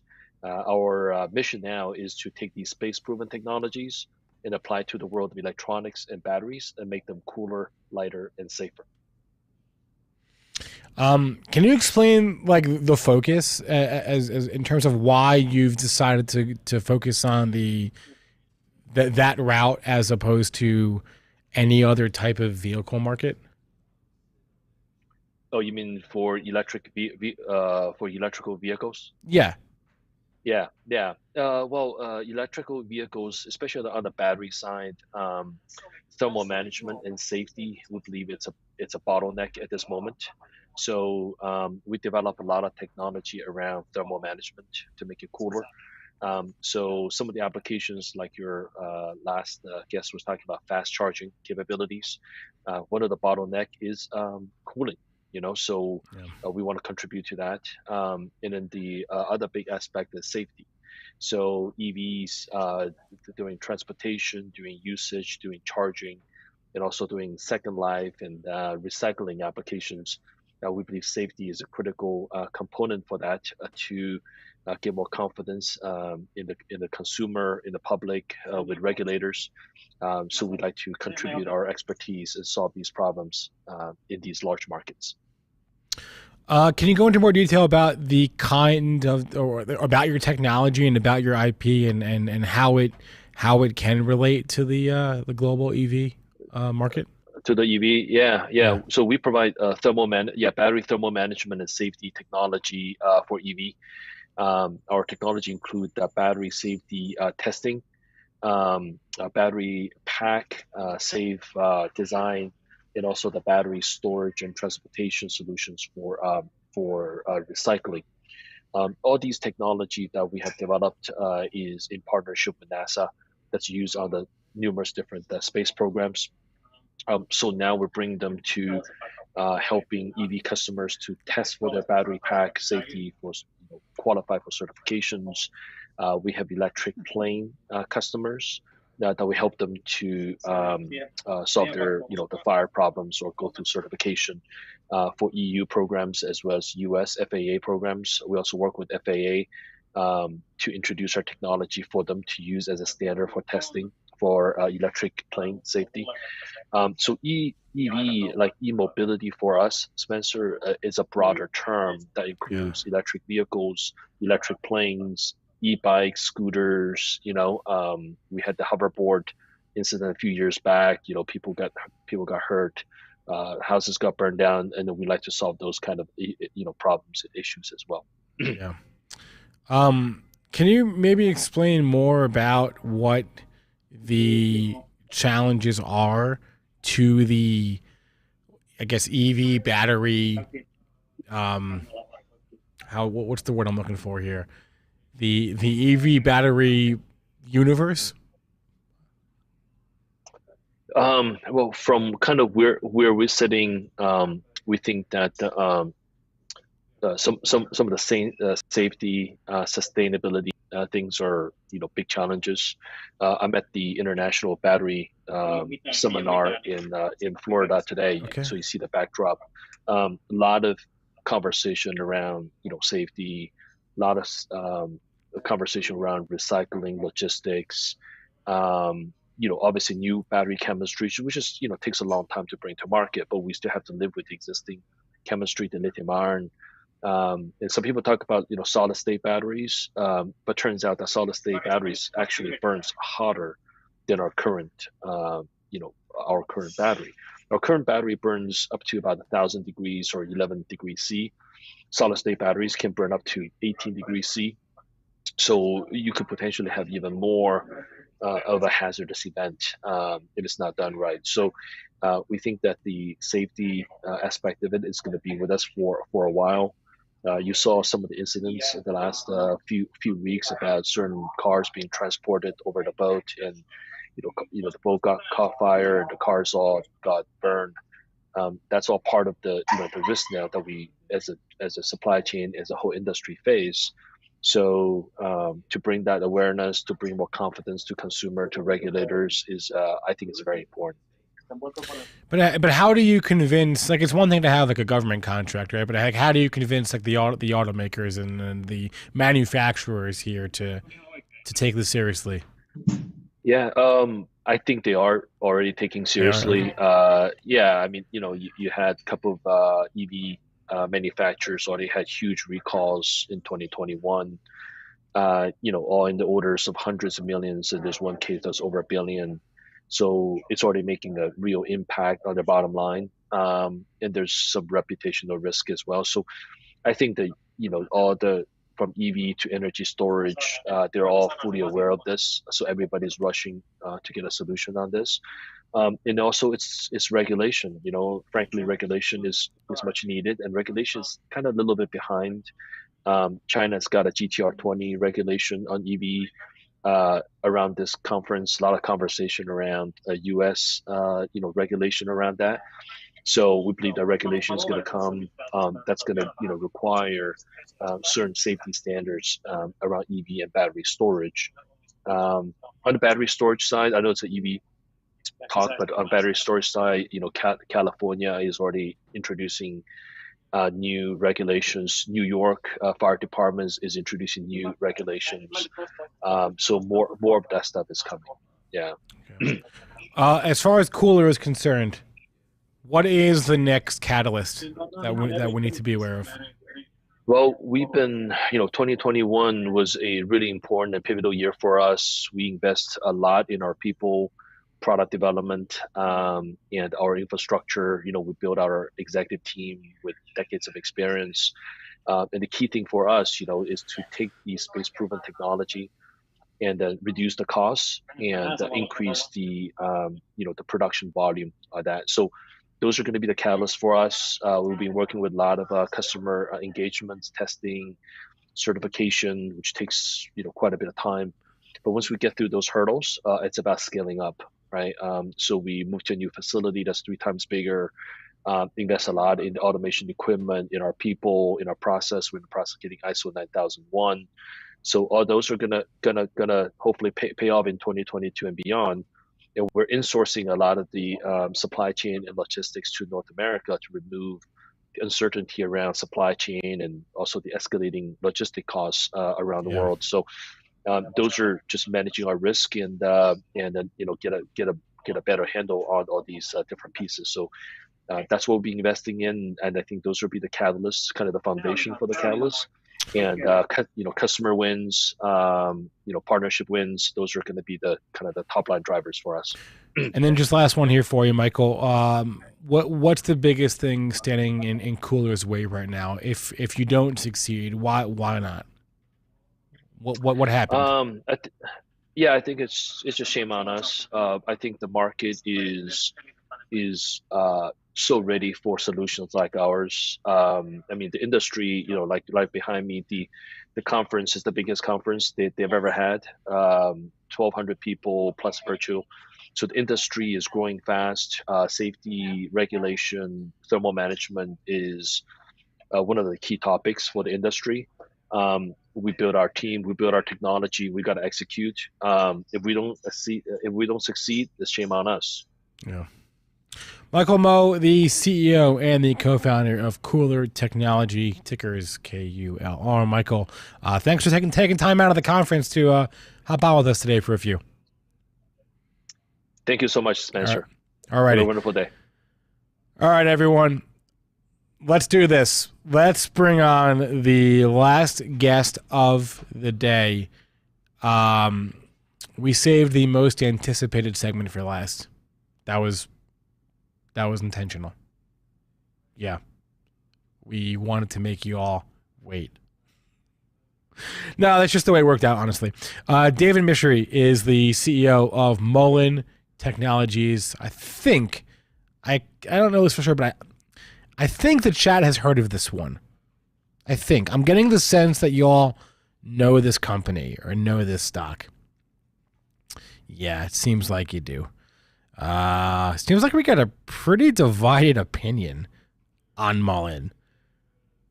Definitely seeing some people some bulls, some bears, and hey, that's what makes a market.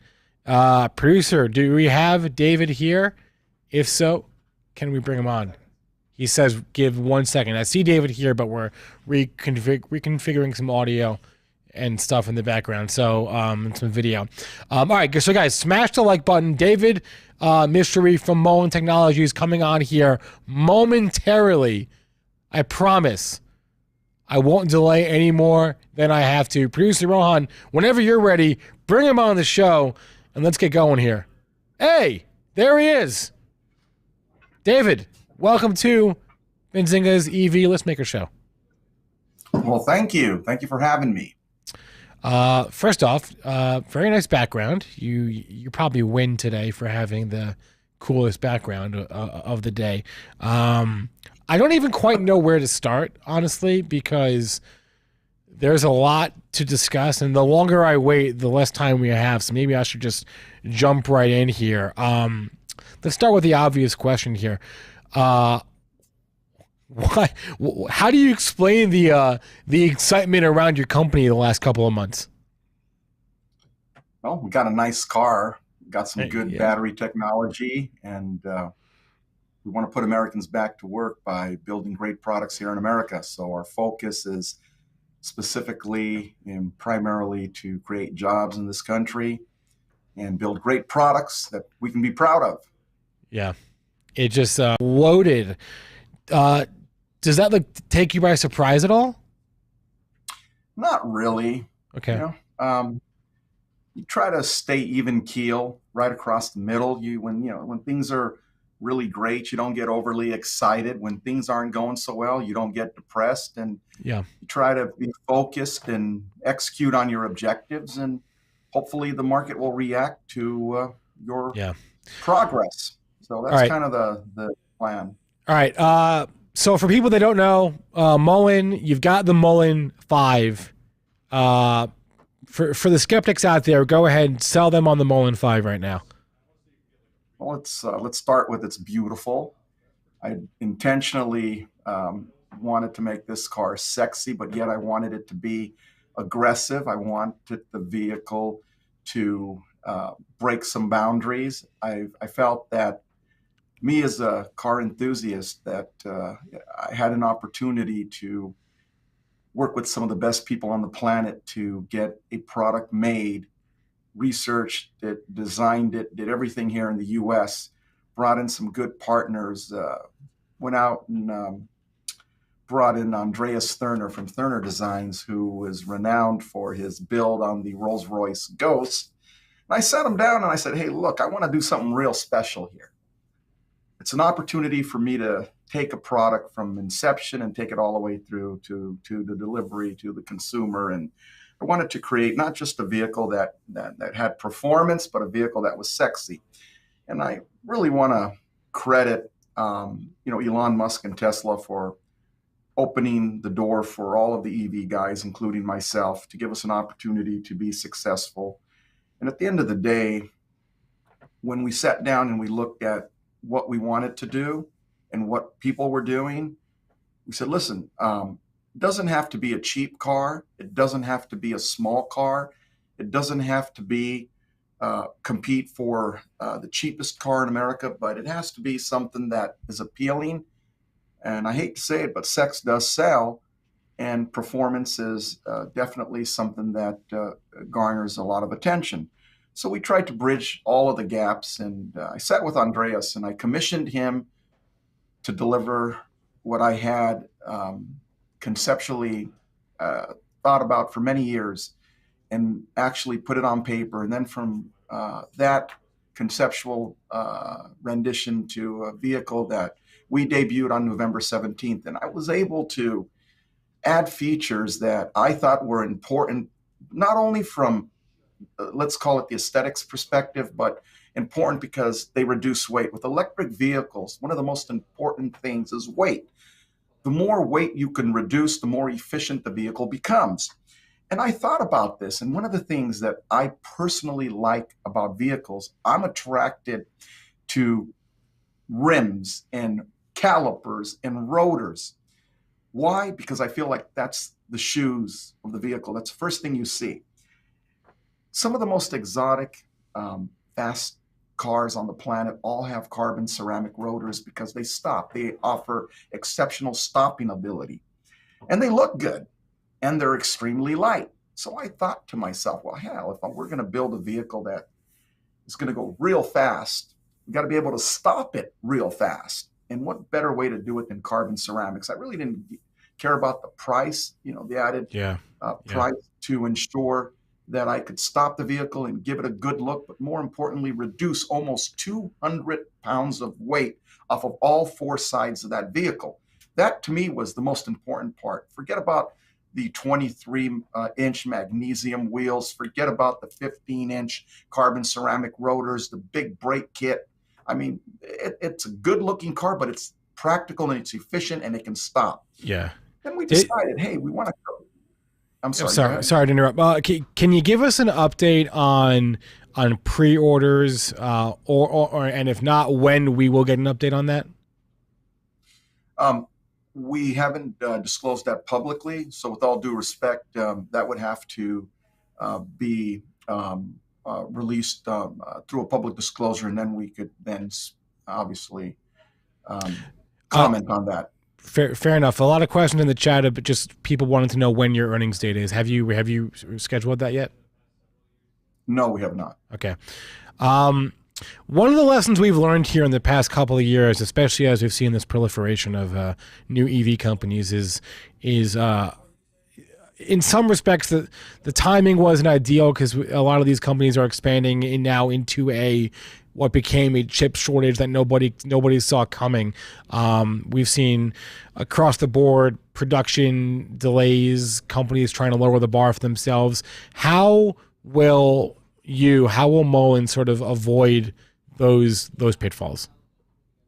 Well, we'll use suppliers domestically. Our focus really is to create a supply chain that consists of companies located here in the U.S. and not have a dependency on Chinese or foreign entities that would potentially restrict the flow of not just chips, but any type of products that we would use in our vehicle.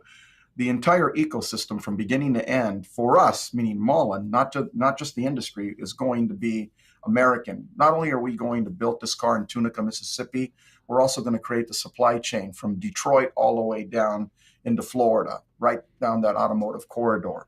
But we're pretty confident, we're fairly confident that we've identified enough partners to be able to ensure that we are not going to have any delays in the builds of our products. For us, again, it's important to bring a lot of these jobs back from the international territory and bring them back into America where they belong. So that's the focus. All right. Yeah. Chat, I see you guys, by the way. A lot of questions in the chat. People are really fired up here. I'm trying to only ask the questions that are most common that I see from the most number of people. I am seeing a lot of questions just about the vans. Do you have an update on the vans? Sure. Again, we released the public information not too long ago that we're going to be delivering our Class 1 vehicle in the second quarter of this year. We're excited about that. We can't disclose to who. That hasn't been publicly made available yet, but we plan on doing that shortly, and we plan on announcing that it is a very large company that is going to buy a lot of these vehicles. We feel that we have a great product. We feel that this product is going to be very competitive, and it's competitive in a time when people can't really get product, and we'll have product to deliver. What's nice about what we're doing it here in America. We're doing it in Tunica, Mississippi, and we're going to show the world that the dependency on outside entities no longer exists, and we can do it ourselves here in America. Is that order confirmed? That's not like a pre-order, right? That's like a signed seal. No. We're actually building for them. So okay, we're excited. We're going to deliver the pilot vehicles to them in the second quarter, as we stated, and we're excited about it. This is a major Fortune 500 company. I'll put it that way. If you had to ballpark it, because Q2 starts on Friday, if you had to ballpark it, would you say like earlier Q2 or later Q2? Oh, I don't want. It's going to be in Q2. Okay, fair enough. We're going to turn it into a press event. I promise. We're gonna make it. Everyone will know, and they will see, and they will be part of it. Yeah, and something else that we've seen a lot in the past couple of years, and I'm not really referring to Mullen here, but just with the proliferation of new EV companies out there, is the need to raise money on a repeated basis. How are you feeling right now about your balance sheet, your cash, and maybe the need to raise more down the line? Because it's no fault of your own, but costs are going up. You obviously know this. Well, that's a good question, and I'm happy that you asked it. We put out a public disclosure a few days ago, if I'm not mistaken, where we announced that we're going to have at least $65 million of net cash on our balance sheet when we file our Q. I believe it's due on May 14th. That's been a public disclosure that went out a few days ago, and we stand by that. So we're proud to say that we have a factory in Tunica, Mississippi. We've delivered two very nice Mullen 5s, and I'm also proud to say that we're also going to have the high performance vehicle available in September, as we've stated in previous press releases, and we're going to tour that vehicle across the United States. We're going to go to all the major tracks, and we're going to make the car available for drive by all of these great retail investors that have supported Mullen, and we're going to show them that we're thankful and the gratitude that we have for their support by allowing them to participate in coming down and doing the touchy-feely and drive the vehicle. We're going to have a Formula E driver there to give them drives in the RS vehicle, which is the vehicle that goes 0 to 60 in 1.9 seconds and produces over 204 miles an hour of top speed. That vehicle, they're going to get a ride in.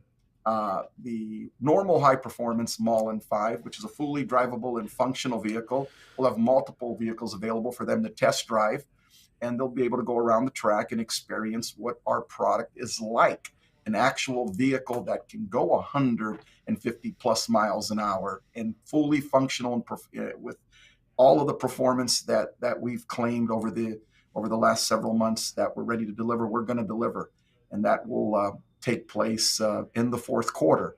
So we're excited about that. We're setting that up right now, and that's a way for us to say thank you to all of the supporters, the hedge funds, family offices, institutional investors, retail investors that believe in us and support us. This is our way of saying thank you. The tidbit about the drivable vehicles is funny because, as we've learned, seeing a video of a moving vehicle is not necessarily the same as having a drivable vehicle. But I guess taking the thing on a roadshow would put that to bed. Can you expect, or can we expect, to have some sort of production or delivery guidance from Mullen this year? Yes, we will. Obviously, our vice president of marketing, his name's Jason Putnam. He will be addressing the media momentarily. But yeah, we have a lot of great things in the pipeline. We're excited about where we're going. And the most important thing for us, right?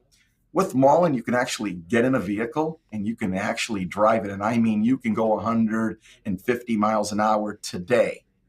So we're excited about that. Our Dragonfly is a beautiful, sexy sports car that we debuted at the Javits Center in New York, April of 2019. And it garnered over 250 million media impressions. We went on to sponsor Indianapolis 500, or co-sponsored it. We ran commercials on NBC, and we've been working diligently to bring that IP to the U.S. and make it a 100% U.S. built car. And if we can do that and get that IP, we're confident we're going to deliver a vehicle that will outperform the specs we talked about in April of 2019. It'll be the same performance as the Mullen 5 RS. So the lineup of vehicles is exciting. The quality of the products are going to be American. That's our focus. And obviously, the proof is in the pudding. We'll start to have people come out and do the touchy-feely drive and experience what American pride's all about. What is the biggest hurdle, the biggest overhang right now, the biggest thing standing in Mullen's way? COVID. No, I'm kidding. I would say the process, really, right? I mean, again, our standards here in the U.S. are very complicated, more difficult than any other territory. I mean, listen, even in the EU, certification in Europe, isn't as difficult. For example, the difference between an offset, right here, we do offset tests. I'm sure, other places don't require that. We have dual stage airbag requirements. Other places don't do that. They're single stage. We're the only country that requires, we have to protect a seatbelt occupant. Think about that. In Europe, if you don't wear your seatbelt, it's your fault. Here in America, if you don't wear your seatbelt, it's our fault. So we have to create measures to protect against the person that doesn't wear a seatbelt. So, again, the overlap test, left and right, it's not just a dead center hit. The load capacity, roof crush test, different angles, can vary from 3 times load to 4 times load, depending on what type of vehicle, if it's our cargo van, if it's our Mullen 5, if it's our sports car. So again, these are it's good for the consumer because, listen, we're all going to deliver high quality products, and we all hope to achieve a 5-star crash rating. But with a 5-star crash rating, we don't want to compromise the look, the feel, and the performance of the vehicle. And that's really the trick. So if there's anything, I think time really is, I think, our biggest enemy, meaning it just takes time to get from point A to point Z. And it's just the way it is. All of these guys out there that tell people they can get something done, in a year, again, they're lying. Okay. I mean, to take a car from beginning to end, it's a 3 to 5 year process. It takes the OEMs longer, right? I mean, it's a product of what this manufacturing process is, and then the homologation, the certification. So you got to go through the process. And when I hear a lot of these guys, my competitors in the space, talk about how, they're delivering vehicles in November, I know that they're going to, come out in November, say, we meant next November. Then they're going to say, just say the truth. We tell people all along, right? Honesty is the best policy. We've never deviated. We've made it clear that our Mullen 5 is going to start to hit fourth quarter of 24 and into 25. But that's a real target date, not a date that'll get pushed. Now, it could be sooner, but that's all predicated on, obviously homologation, right? So again, you get the engineering cars out there, but engineering cars are not vehicles that you can sell, right? These are vehicles that you put on the road and you test. So look, let's all be honest and let's deliver facts, right? When we tell somebody we're going to deliver 350 miles of range, we're going to deliver 350 miles of range. We're not going to deliver 200 miles of range. We're going to be honest. When we tell somebody a car costs X, it's going to be X. It's not going to be, well, we're going to have to calculate what the savings would be over the next 10 years and take all of these federal and local and state incentives. No, come on, man. This is the cost. Let's be real. Let's tell it like it is and let the consumer decide, hey, do they want to take their hard-earned dollar and buy your product? So we got to give it the best shot we can and deliver honesty, quality, and integrity. And the investor, for that matter, too. I mean, I think a lot of people have been burned in the last 2 years buying into. It's definitely hurt the space. I mean, if people could be honest and do as they say, the space would be a lot different. But look, it just takes. I always told people, listen, you don't know who's going to come out of the race, right? There's a lot of guys right now that are in the race. Some started sooner, others started later. And I always tell people, it's not where you start, it's where you finish. You can take a look at some of these companies like Microsoft. I think Microsoft was a penny stock, when it first came out as a pink sheet. And then, obviously we all know what happens. It became generational. And, it's never the company you think is going to, run through the gate and win the whole race, come out with a $100 billion market cap. That's usually the guy that goes out of business first. But again, every time I've ever looked at companies and gauged performance, it's the guys that are persistent and determined and refuse to quit, because you're going to have up and downs, and it's how you deal with them, and it's dealing with adversity, and it's being able to adapt. And we've been in business for a decade. It's not like we just came out a month ago because there's a SPAC craze and took some crayons and a piece of paper and drew a car and, hey, we're in the EV space now. No, we've been, listen, we don't talk about and brag about the fact that other than Tesla, we're the only other guy that ever homologated a car for sale. We acquired Dakota Automotive Assets in 2012. And, that car was fully homologated. We reintroduced it in November of 2014 at the LA Auto Show. And we garnered over the last, call it 8 years, a tremendous amount of experience on selling a car, servicing a car. God forbid, right? Recalls. We dealt with an airbag recall. But, the car was god ugly, but it gave us experience and it gave us IP, very important battery IP that we've been developing for quite some time now. I don't remember Microsoft being a penny stock. I'll have to look into that. But last questions here, David. I'm getting a lot of questions about the government loan and the battery. Sorry, government loan, battery. Can you give us an update on either of those? Sure. Okay. Well, let's start with the United States Department of Energy and their AVTM loan. We spent a considerable amount of time on Capitol Hill in 2019. I personally addressed Congress, the House of Representatives, the Senate, and visited the White House back in 19. garnered support for our application that we filed subsequently on January 8th, 2020 with the United States Department of Energy. The portal, real nice little story here. The portal was closed for submissions, period. The United States current administration at the White House ordered them to open the portal for us and waived application fees to allow Mullen to file, and we did that on January 8th. And then obviously we all ran into something called COVID, and it kind of delayed our program start.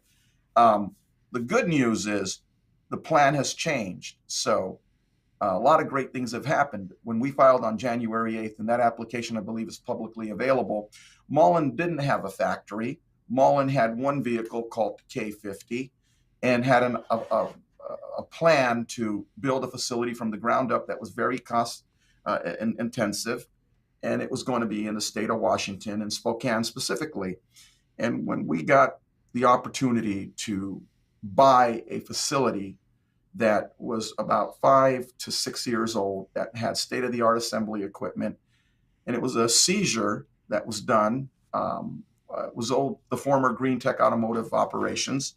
We were able to make a deal and get it on pennies on the dollar and retrofit it to our application and purposes. So we were able to save hundreds of millions of dollars by acquiring a facility in Tunica. And then we developed our own car, meaning the Mullen 5. So the plan changed, and then we also addressed the last mile issue with the inability of current suppliers to provide last mile vehicles, and that includes the OEMs. Everybody's having an issue doing it. So we wanted to step in and be able to offer a solution, in which we believe we have. So the plan changed. So this April, which is coming up in a matter of days, we're going to submit an amended or new application to the United States Department of Energy, and then we will be visiting Capitol Hill, and we will be pushing that initiative, and we believe we can get to what we call a substantially complete application, which means that the United States Department of Energy is obligated to go on the road with us to raise the additional capital we need in order to fulfill our entire plan, which is building out 1.3 million of additional square footage of body shop, paint shop, and expanded general assembly at our current facility, which is 100 acres in Tunica, Mississippi. So we're going to expand that in multiple phases. That plan, we believe, will get to a substantially complete by June. Then we would get to what they call conditional commitment for funding, which we believe will be in the fourth quarter, which means that's the United States Treasury when they fund. And so from that perspective, we've been working on this for quite some time. It started back in 19 and it continues to the present. We feel now with the introduction of the Mullen 5, we ran, the DOE required that we do a marketing study, which we did. It took us 6 months to do on the Mullen 5, and the results were amazing. It was just unbelievable. When we debuted the vehicle on November 17th in Los Angeles, the United States Department of Energy was present for the debut, and so were the local municipality, both at the city and state level from the great state of Tennessee. So we have a lot of support out there, and we believe that the new plan, along with Mullen being public on NASDAQ capital markets, and the fact that we're flush with cash right now, we're in a good position. We think we're going to get this thing done, and that's in relation to the AVTM loan. So we're excited about that, and we think that we've made tremendous progress. And on the battery? Battery. Okay, so we released a PR not too long ago, and prior to that, we announced some results of testing that we did here in the United States. We've been developing solid-state polymer battery solutions for quite some time now, and we're filing patents all over the place in relation to our technology. The importance of it, and I listened to the individual from symbol KULR, who was KULR, speaking prior to me, and he had talked a little bit about it. What he neglected to talk about was some of the benefits of solid-state polymer. It's a safe, clean, reliable solution, meaning we're not mining dangerous metals out of the earth to make these batteries like you do with your lithium ion phosphate, lithium magnesium cobalt, lithium aluminum, and just all of these different cathodes and all these super hybrid anodes, your silicon graphene on the anode side. And everybody thinks that they can get to the theoretical maximum potential for an electrolyte of 5 volts. We, on the other hand, are realists, right? We work diligently to produce quality products. Our solid-state polymer battery, we rated it at 300 amp hours. We tested it here in the US, tested at 343 amp hours at 4.3 volts. I'm going to put it in perspective for you. That is literally unbelievable. I mean, to the point to where the United States Department of Energy was like amazed with the results. More importantly than those results, degradation. Here's the key that the other guy didn't key on. Degradation, when you take a typical lithium cell that's either lithium sulfur, lithium ion, phosphate, lithium magnesium cobalt, you take any standardized chemistry, degradation after 5,000 cycles is about 80%. Degradation after 100,000 cycles on our solid-state polymer cell was 2%, meaning a flat line across, 2%. That is where you have what we call the paradigm shift, right? That, to me, is the difference. Now, let's talk about safety. You could take a torch, right? I heard some comments about heat and 1,000 degrees. Listen, here's the bottom line. You could take a torch and burn a hole right through our cell, and we have tests demonstrating that. Put a hole right through it and nothing will happen. You take a standard lithium-based cell and you put a torch to it, it's going to explode like a bomb. You take a standard cell and you throw it in some salt water, watch what happens. You're going to have a pretty nice fire. You take our cell, you dip it in some salt water, leave it there for a couple of days, take it out, hook it up, it works fine. So not only is it safe, when it comes time to repurpose it or it comes time to dispose of it, it's not considered dangerous goods. And that's the key here. So it's safe, it's efficient, and it costs about 50% less than standard chemistry to produce, and it occupies 50% of the space. So all I think are, hey, this could be a major paradigm shift in the entire landscape of the battery world. All right, we are up against the clock here with David Michery, the CEO of Mullen. And then before we let you go, I guess just there's so much speculation about Mullen as it relates to Amazon and Apple. I've been trying for the past couple of days now to actually find the source of these rumors, and it's the internet, man. You can't find anything. You can't find the genesis of anything. What can you speak to with regards to the rumors tying Mullen to Apple and Amazon? I would just say that they're all just a bunch of rumors until you have actual evidence to corroborate any statement. I would consider any and all statements rumors until they have been corroborated via a press release or some form of corroboration from an entity. That would be a subject of a rumor. That's a good rule of thumb, I think. David Michery, the CEO of Mullen Technologies. The stock's been going up while you've been on with me, David. So I think you're probably having a good day. Thanks for coming on with us here on Benzinga's Listmaker Show, and we'd love to have you back on again sometime in Q2 when we have some news to discuss. How about you come on down and drive the vehicles with us? That'll be fun. Well, they don't let me out of the office, but if they did, I would. I would love to have you. All right. Thanks a lot, David. Thank you. It was a pleasure. Guys, before we wrap it up here, I got to tell you that coming up next, after this show ends, we're talking options trading. I was told specifically to tell you about options trading with our expert, Nick Shaheen, coming up with Aaron Bree live on Benzinga Live. I'm going to end this show right now. All right, David just gave us a half hour of his time, which was way more than I thought we were going to have. So I appreciate his time. Everyone in the chat, y'all seem like, the Bears are having a good day. I'm sorry, the Bulls are having a good day. The Bears not so much, but that's what makes a market, right? There's Bulls, there's Bears. I'm just here to ask the questions. I will say this. It is exciting, but I think with regards, my personal opinion with regards to all the EV manufacturers is there is going to be one or two clear winners. And I'm not talking about Tesla because Tesla is so far ahead. I'm talking about like the challengers, right? Your Mullens, your Rivians, your Lucids, et cetera, et cetera. There's going to be clear winners there. I don't know who it's going to be, but there will be a winner. Nicol, for all we know. We have no idea. Hyliion.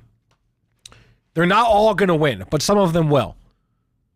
I don't know I don't know which one it is. Some of you have an opinion. I think that's awesome. All right. That is a wrap for this Listmaker show. Again, our monthly show that we devote entirely to one theme. Thank you to all of our guests, as always. Thank you to our panelists, our moderators. Thanks to Jacobi. I'm Spencer Israel. I'm hopping off now. We're going live to our very next show, an abbreviated version of Benzinga Live with Aaron Bree and our options expert, Nick Shaheen, talking live options trading right now. Everyone, smash the like button. I'm going to end this stream, redirect you over to that show, which is starting momentarily. After that, we'll be talking to NFTs on the roadmap, and then I'll be back on this channel at 3:30. Check out our events, guys. BenzingaEvents.com. Cannabis Capital Conference, Miami Beach, April 19th, 20th, and 21st. And then the FinTwit Conference in Vegas. It's in Vegas. Come on. There's Aaron Bree right next to me, making a whole bunch of noise. He's going to hop on stream right now and talk some options. So everyone, have a great rest of your day. Smash the like. Do it for me. And how do I end this show? I don't even know how to end this show here.